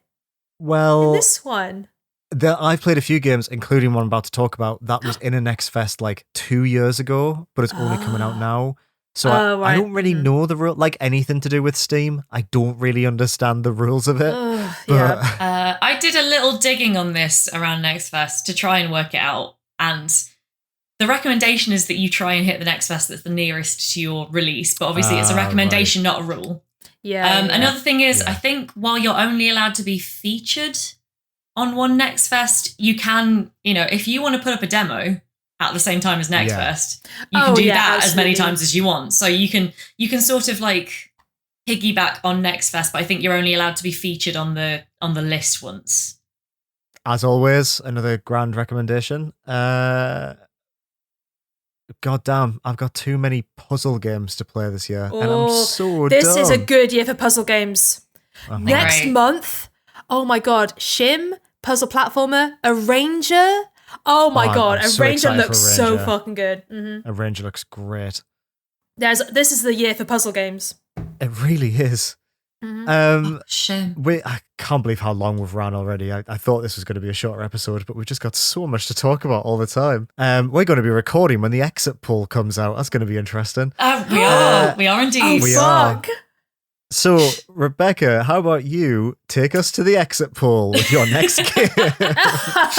The final game I think that we'll talk about today, Amanda the Adventurer 2. I really wanted to give this game a shout out because I've been behind the scenes. I've been talking to the PR for this game for a while, who, bless their heart, was trying to help me out with something that didn't really come together for a work thing. Not their fault, entirely on the work side that the issue arose. But they were lovely and helpful, and I did really want to shout out the game because of that. And also, as it turns out, because I have now played the demo, and it's really good. So, I wouldn't just give a recommendation on account of someone being kind. Although, thank you for being kind. But yeah, this is a sequel to a game that came out last year, I believe. It's a Dread XP horror game. Amanda the Adventurer, as you may be able to tell, pretty much riffing on Dora the Explorer pretty heavily. But it's sort of like a weird and supernatural and kind of like sort of like sci-fi conspiracy theory-ish take on Dora the Explorer. It's the idea is it was this kids TV show in the 90s that it started out as like a public access show in like a small town in America. It's just a guy and his daughter that like recorded some goofy little skits, but then they got a bit of a budget, so they made an animated show based on what they've been doing. And it all gets a bit weird, and kind of by the end of the first game, they're very puzzle heavy, by the way, these games as well. They're more puzzles than like running from things or jump scares. It's creepy puzzles, but it's puzzles, essentially. You kind of maybe reach the conclusion, mild spoilers for Amanda the Adventurer 1, but I'll try and keep it kind of vague, that maybe there's been like an element of government experiment run through this small town TV network, and that's maybe affected the people who are working on this show. There's like a little bit of like, it could be that, it could be like demons, it could be governments doing experiments to summon demons. And it's like obviously had an impact on this family. But you're playing as a person whose aunt got big into researching this back in the day because she was a children's librarian. And so she's left you all these documents, which is what you're going through. Game 2 takes you to the library where the aunt worked to like continue the investigation. Now, the demo for Amanda the Adventurer 2 that I played is very short. I managed to make it shorter by being stuck on a puzzle, thinking, I'll just look it up quickly, and realizing that was like the actual centerpiece puzzle of the demo. So I slightly ruined it for myself. But despite that, loved the atmosphere. I thought like the first game, so these are all like sort of bottle episode games. The first game is entirely in the attic of your aunt's house. The second game is entirely in 2 rooms of the library where she worked. I used to work in libraries. Throughout my 20s on and off, I worked in libraries. And so obviously a horror game set in a library at night is kind of going to have a specific meaning to me. But I think generally they are just like quite eerie environments in the way that like any empty public space is going to be quite eerie at night. But also the fact that like with big shelves of books, like your sight lines are interrupted. There's all this like, you know, there's like side rooms and stuff that you don't quite know what's going on in them. Again, these games aren't going to make you run for your life. Generally, they're not big on, I guess they do jump scares, but you don't have to like react to them. They're usually part of like a set piece. I just found the atmosphere so intense compared to the first one, because it was like, again, probably just drawing on my own experiences, like attics aren't a big thing, like, you know, proper full room attics aren't a very big thing in the UK. We actually did have one in the house that I grew up until I was about 10, but I haven't been in one since, effectively. Creepy. So it was lovely. It was a really lovely space, honestly. We had really, like we had skylights. Oh yeah, of course you really loved nice. it. We all remember last episode. Yeah, that's true. I was too young. Even I wasn't on the hardcore horror by the time I was 10, so like it probably was that as well. But yeah, it just has this like brilliant atmosphere. Like you will hear things at the other side of the library, like outside the library, just little noises going off. I thought the sound design was great, just little things that were like, and a lot of it's like you're picking up these books, like cataloging them, trying to follow like through who's borrowed what books to work out who might have been involved in certain things that you need to research on, while still doing the Amanda the Adventurer thing of you're watching the videotapes of this kids show that went really, really wrong a few years ago. It's like I've got no idea where it's kind of going with the story. I assume it's going to keep building on the myth arc that they started out with last year. I'm excited for it because, as I say, love a good horror library, and just always up for a good Dread XP, especially like these sort of like 2-hour puzzle games that they like do such a great job of curating. I'm excited. It was a lot of fun, and I do also really appreciate the PRs putting up with me trying to line something up that just didn't happen as well. So we've all been there. It happens. Yeah. I really did want to shout it out because I played it and I was like, it's so good, but I can't use this for the thing I was going to use it for at work. So here it is instead. Just as good. Just a good place to talk about it. Absolutely.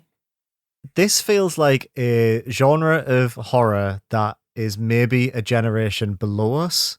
It feels like it belongs to the Five Nights at Freddy's camp of like 6-year-olds who just gobble this shit up for reasons I don't understand. Like it's very bizarre how big this genre became with Five Nights, and this sort of feels like it's in the same camp. Is that fair to say? The thing is, I'm not a big Five Nights at Freddy's fan. I'm not a big fan of like Poppy's Playtime, but some of the Dread XP stuff, there's this, and there's also My Friendly Neighborhood, is kind of riffing on it in a way that I really appreciate as someone who isn't into the like, core of the genre. Because I do think that there's like, the thing is, and I don't want to overgeneralize because there are a lot of like very smart, including like teenagers out there, but I feel like when you're 13 and you're just starting to like reject childish things, going just like, oh, it's a kids show but it's fucked up, it's kind of like enough sometimes. Yeah. Whereas things like My Friendly Neighborhood was doing was like, that's proper, specifically Sesame Street gone wrong, and that felt more like it was for parents who were sick of watching Sesame Street as well. And like this feels like it's got that, you know, it feels like it is targeting a slightly older audience, like parents who are maybe watching these shows with their kids as well and feeling like it's got this level of frustration. It feels a little bit smarter. I don't want to be like, you know, I'm not trying to be rude. I've enjoyed Five Nights at Freddy's. I've enjoyed Poppy's Playtime, but for me, there's not an extra level there really beyond like it's kids stuff but fucked up. Whereas this does feel a little bit smarter. It's got kind of got a bit more of a myth arc surrounding it. It feels more like an X-Files episode that's tackled, you know, which X-Files used to do, those goofy episodes, right? Where they take a weird concept and run with it. It's got to feel like one of my favourite X-Files episodes was the one they did a crossover with the cop, you know, like the Cops reality TV show. No. And it was brilliant. It was so good. I did not know that.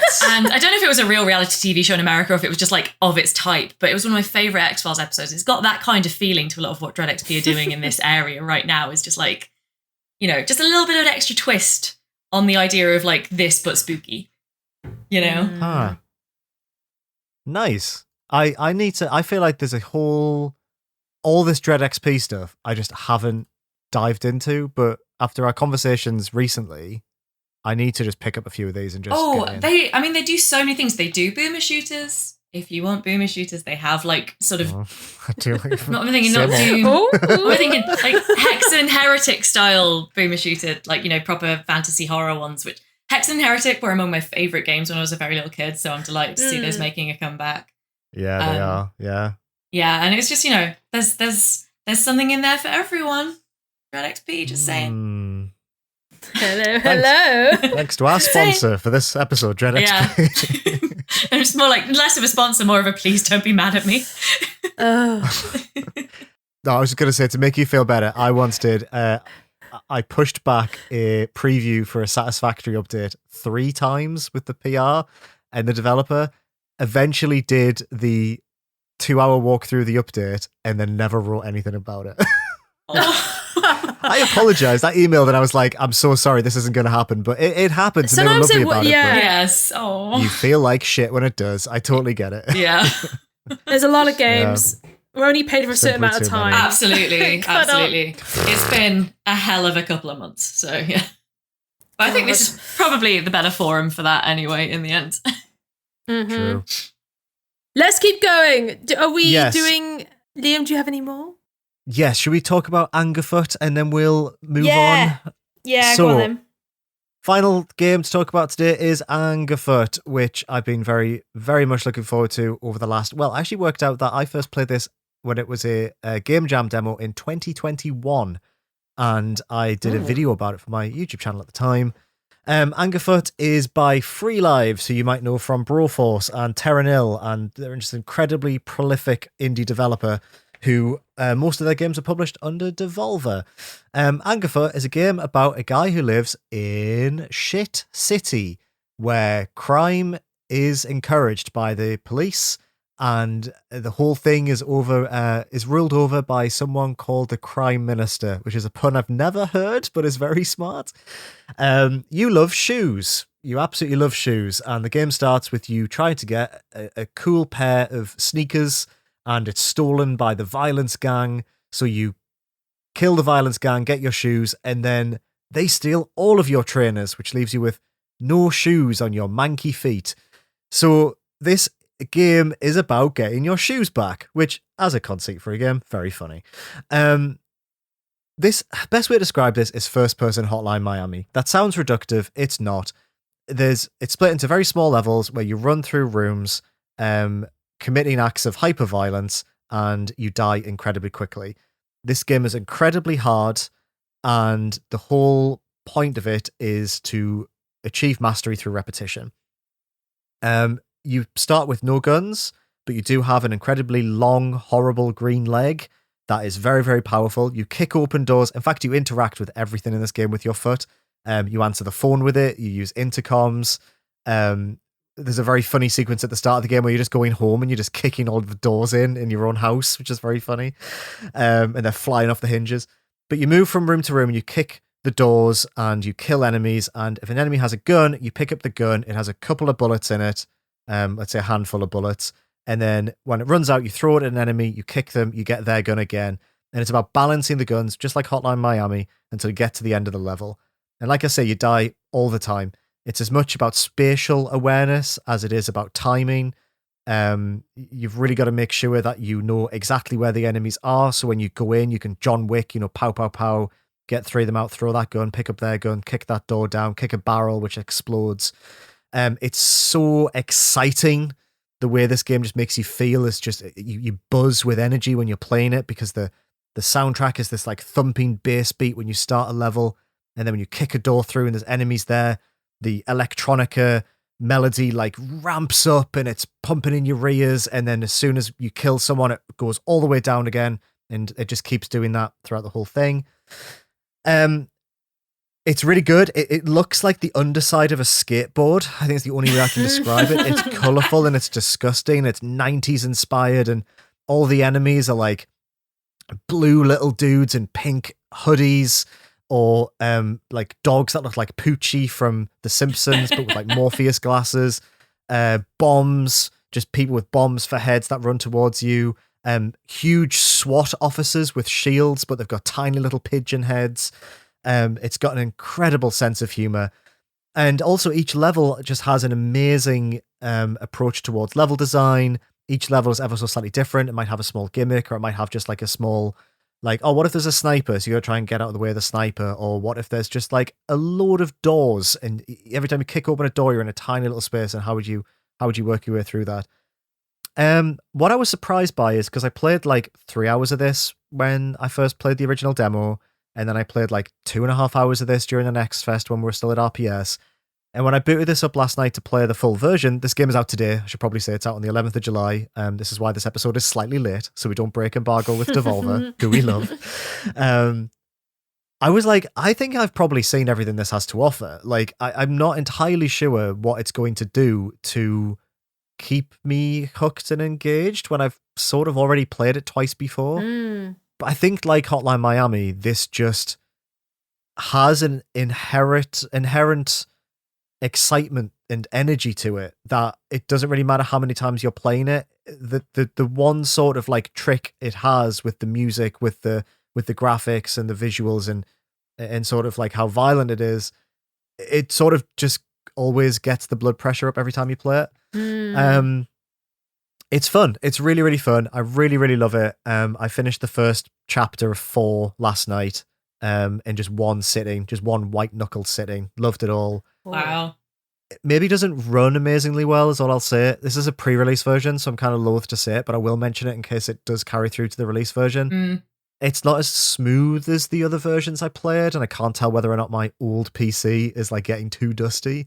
But I have like a 3080 in there. I assume something like this should still run at a decent clip. But yeah, Angerfoot, I think it's just really fucking good. And I think Free Lives are just amazing. Like, I haven't played a bad Free Lives game.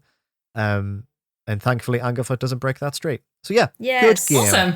Yeah, I feel like when I played the Angerfoot demo, I didn't love it as much as you, but the reason why, and I think you totally tapped into this, the reason why I was like, this is one of the best Team Next Fest demos or whatever, it was like that feeling of like the blood pumping, the music, and the feeling of kicking these doors down and just like this random bonkers shit you do with your foot is like on the same level as like, yeah, like you said, Hotline Miami, but also like Super Hot and Thumper, these kind of games that really kind of like, you feel like injects you with pure adrenaline. And this, like, not a lot of games manage to do that. This game absolutely does that.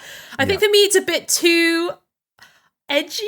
I don't know. Sometimes Devolver can get quite...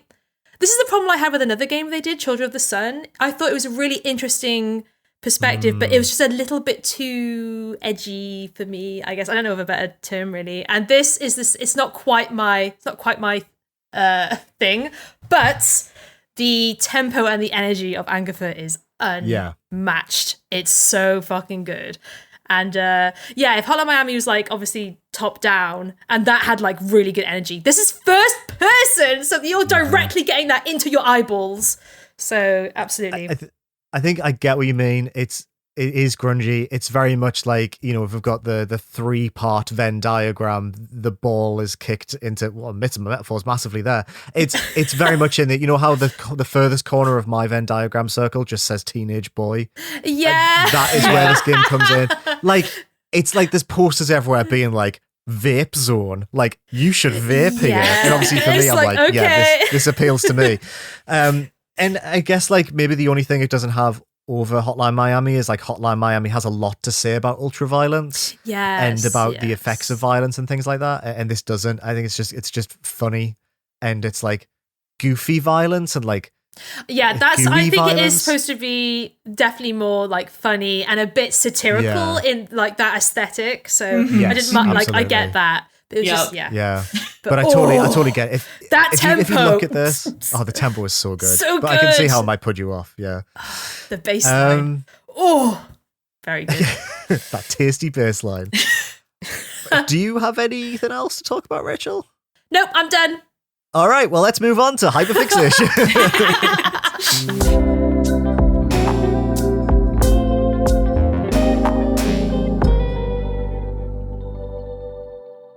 Rachel, what is your hyperfixation? Brat Summer, bitch! Woo! Yes, that's mine as well. Of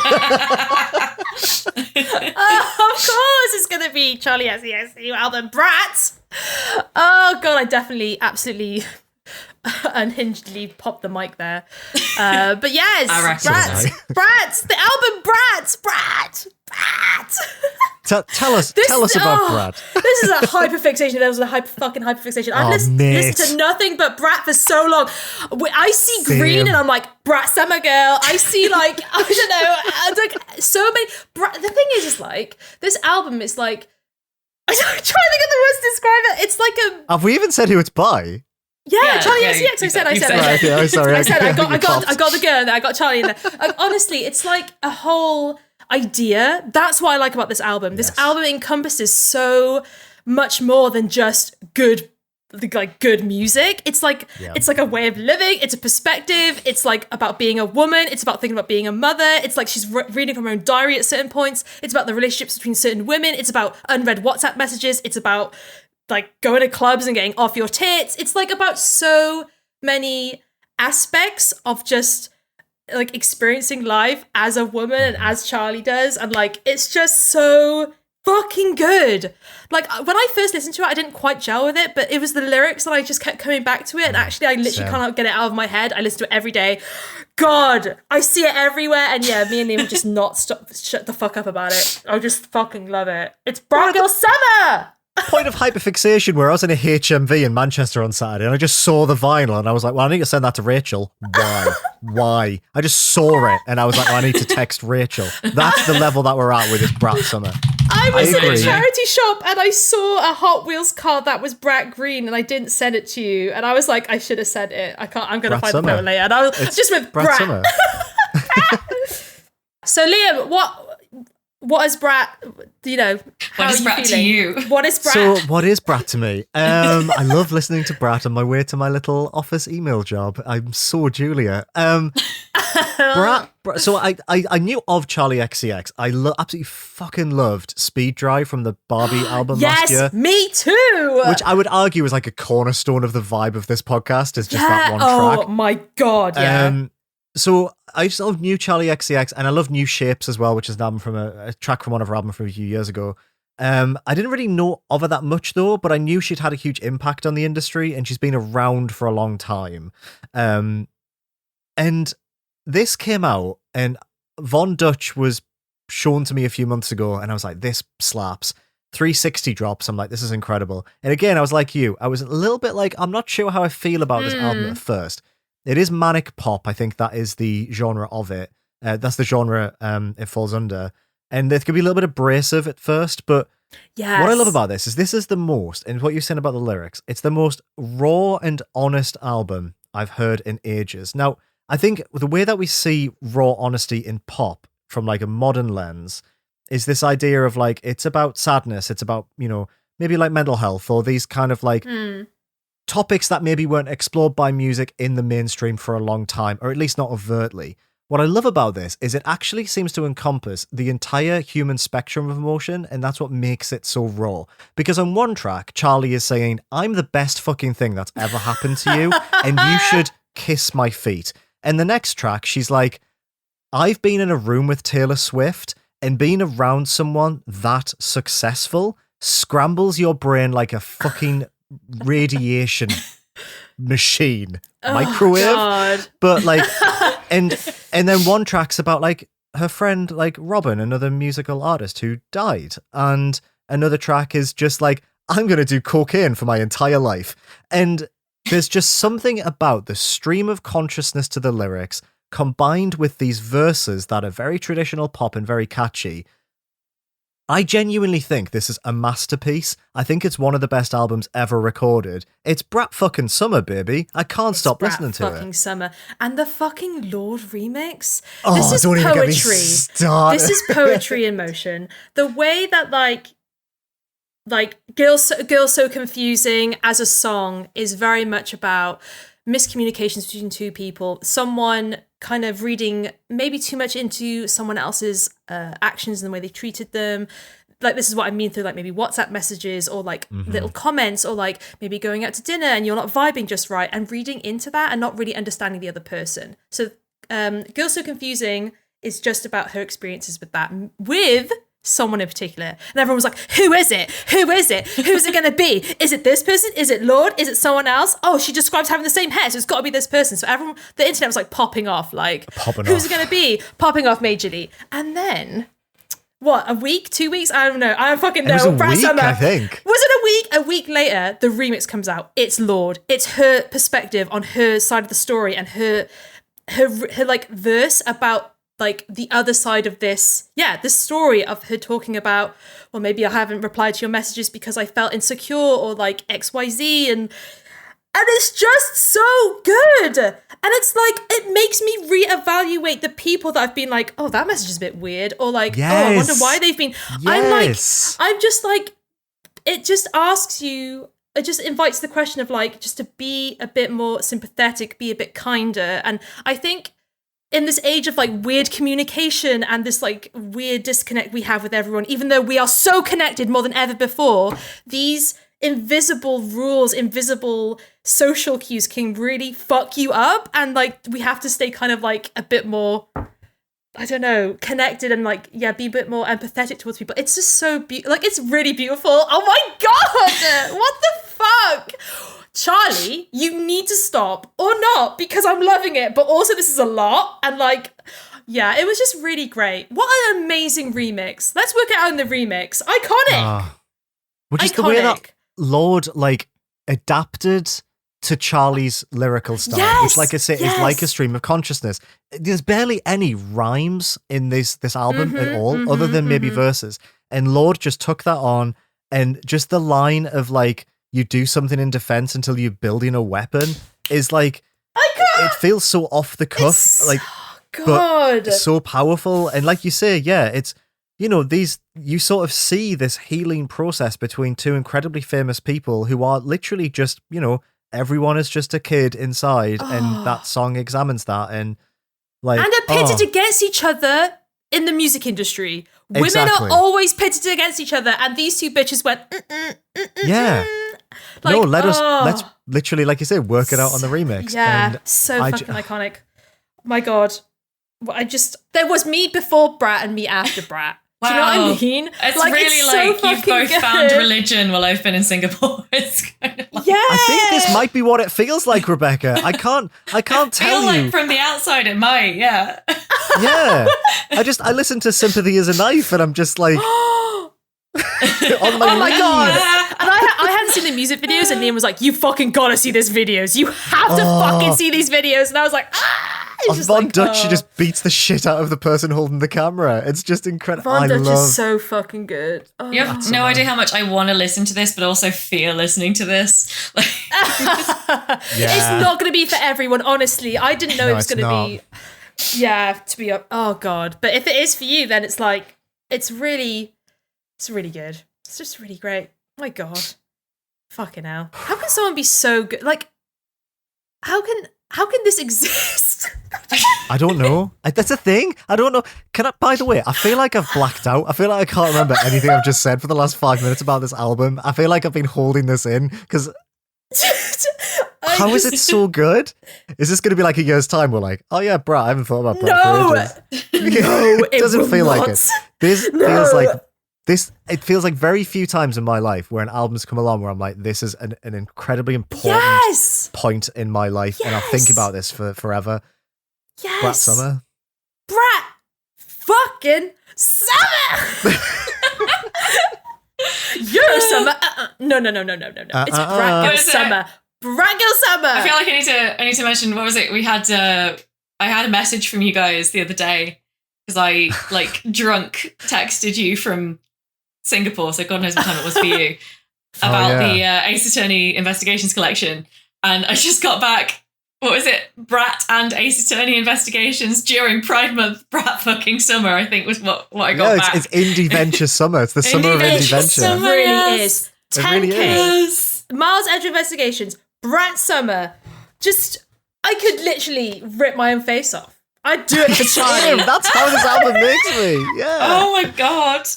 It's the best I'd let a fucking pop chimpanzee album. rip my fucking face off because they're Wow. not doing that. I would!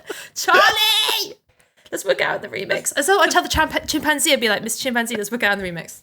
After he ripped my face off. Oh my god, yeah. It'd be What great. is happening? That monkey drops a sick verse. And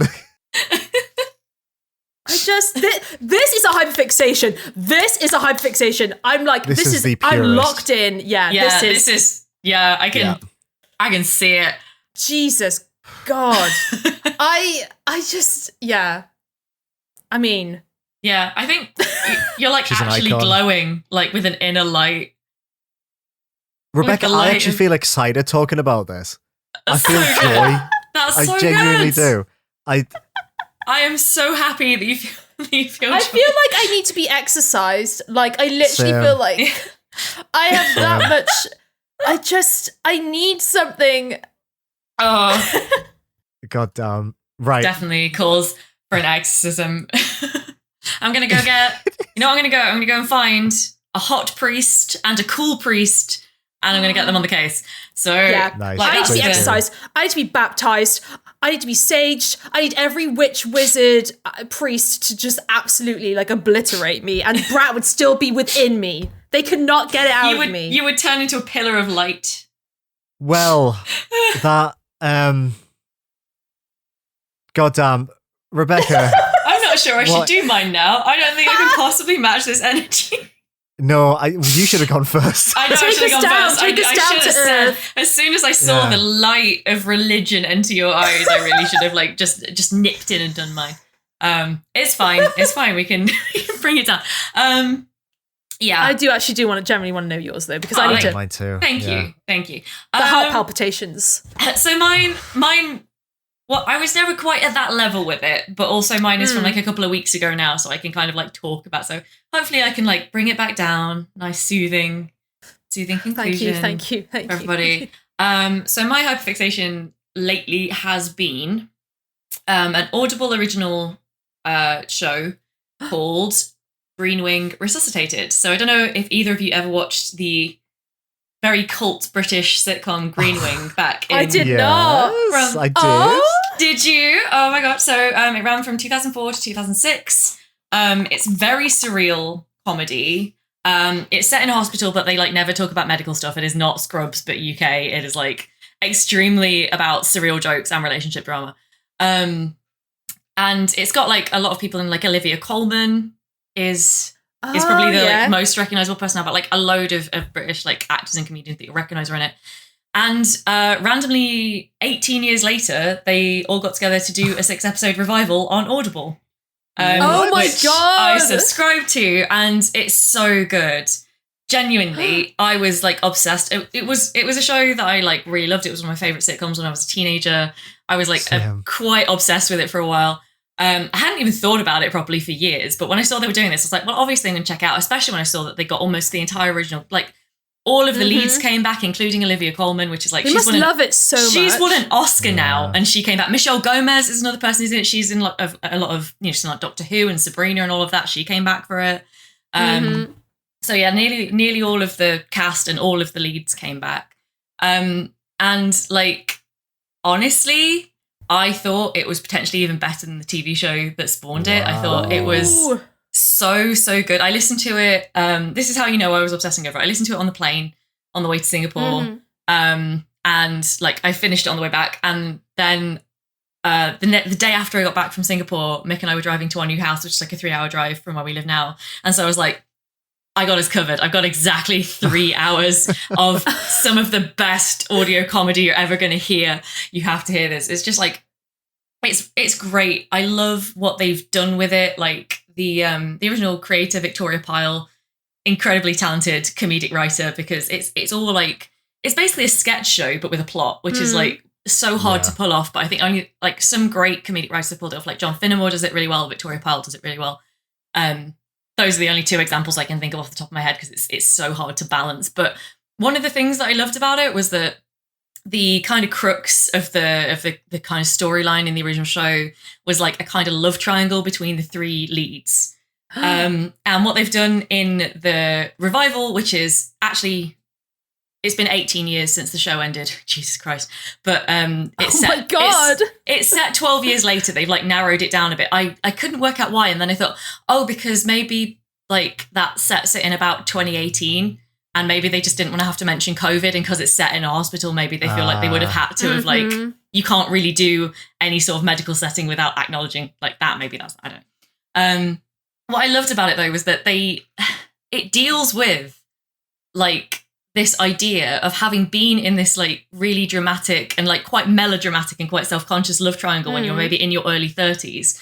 And then when you're like pushing 50, meeting up with those people again and being like kind of embarrassed by it, but still having a lot of those feelings, but it's still really complicated. And like, because they're all like there are no like nice characters in this show. They're all messy, awful people, right? That's part of it. And like they're never going to resolve their issues, and that's part of the humor. It's like surreal, fairly dark humor. But I love that take on it. I liked that it has progressed realistically over the time skip, but also everyone's still stuck where they were because emotionally they are so stunted as people. But they did something that wasn't just like a stasis with it. They like moved the storylines on quite realistically. Like people got successful. There were repercussions to the things that people did at the end of the show. I just really enjoyed it. I thought it was so good. I thought that there were some points where they like rolled through a joke so well, because a lot of people go, oh, like you can't revive a comedy from the mid 2000s now because, you know, like humor's changed so much. But I think it was just there was one bit where they set up a little joke between the two male leads where one of them's like, oh, well, like, obviously, you probably don't recognize him now that he's become a woman. And he's just like, that would be fine if I did, but I didn't.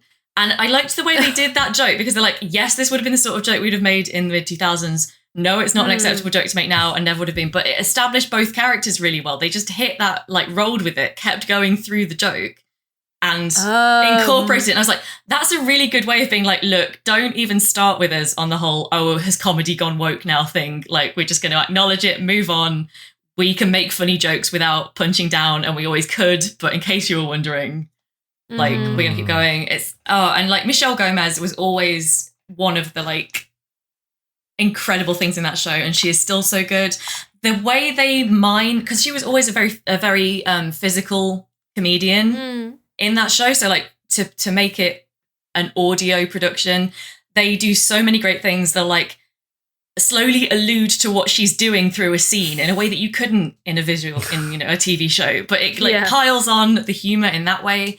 They do a lot of amazing, like whoever did the audio, whoever did the sound design for that, amazing work, because they do all these weird little like echoes and distortions to replace the weird visual transitions they would have had in the TV show. They do like sort of like weird remix distortions of what people are saying, and like they pick out funny little out of context quotes and like upbeat, downbeat, and it's just so good. I was like, man, I was just going to listen to this for the nostalgia factor, but it's actually really genuinely that's a great. great addition to the canon of this like fictional world that I was very invested in like 2 decades ago. So yeah, if you have an Audible, like one of the things, you know, it's gated behind an Audible subscription.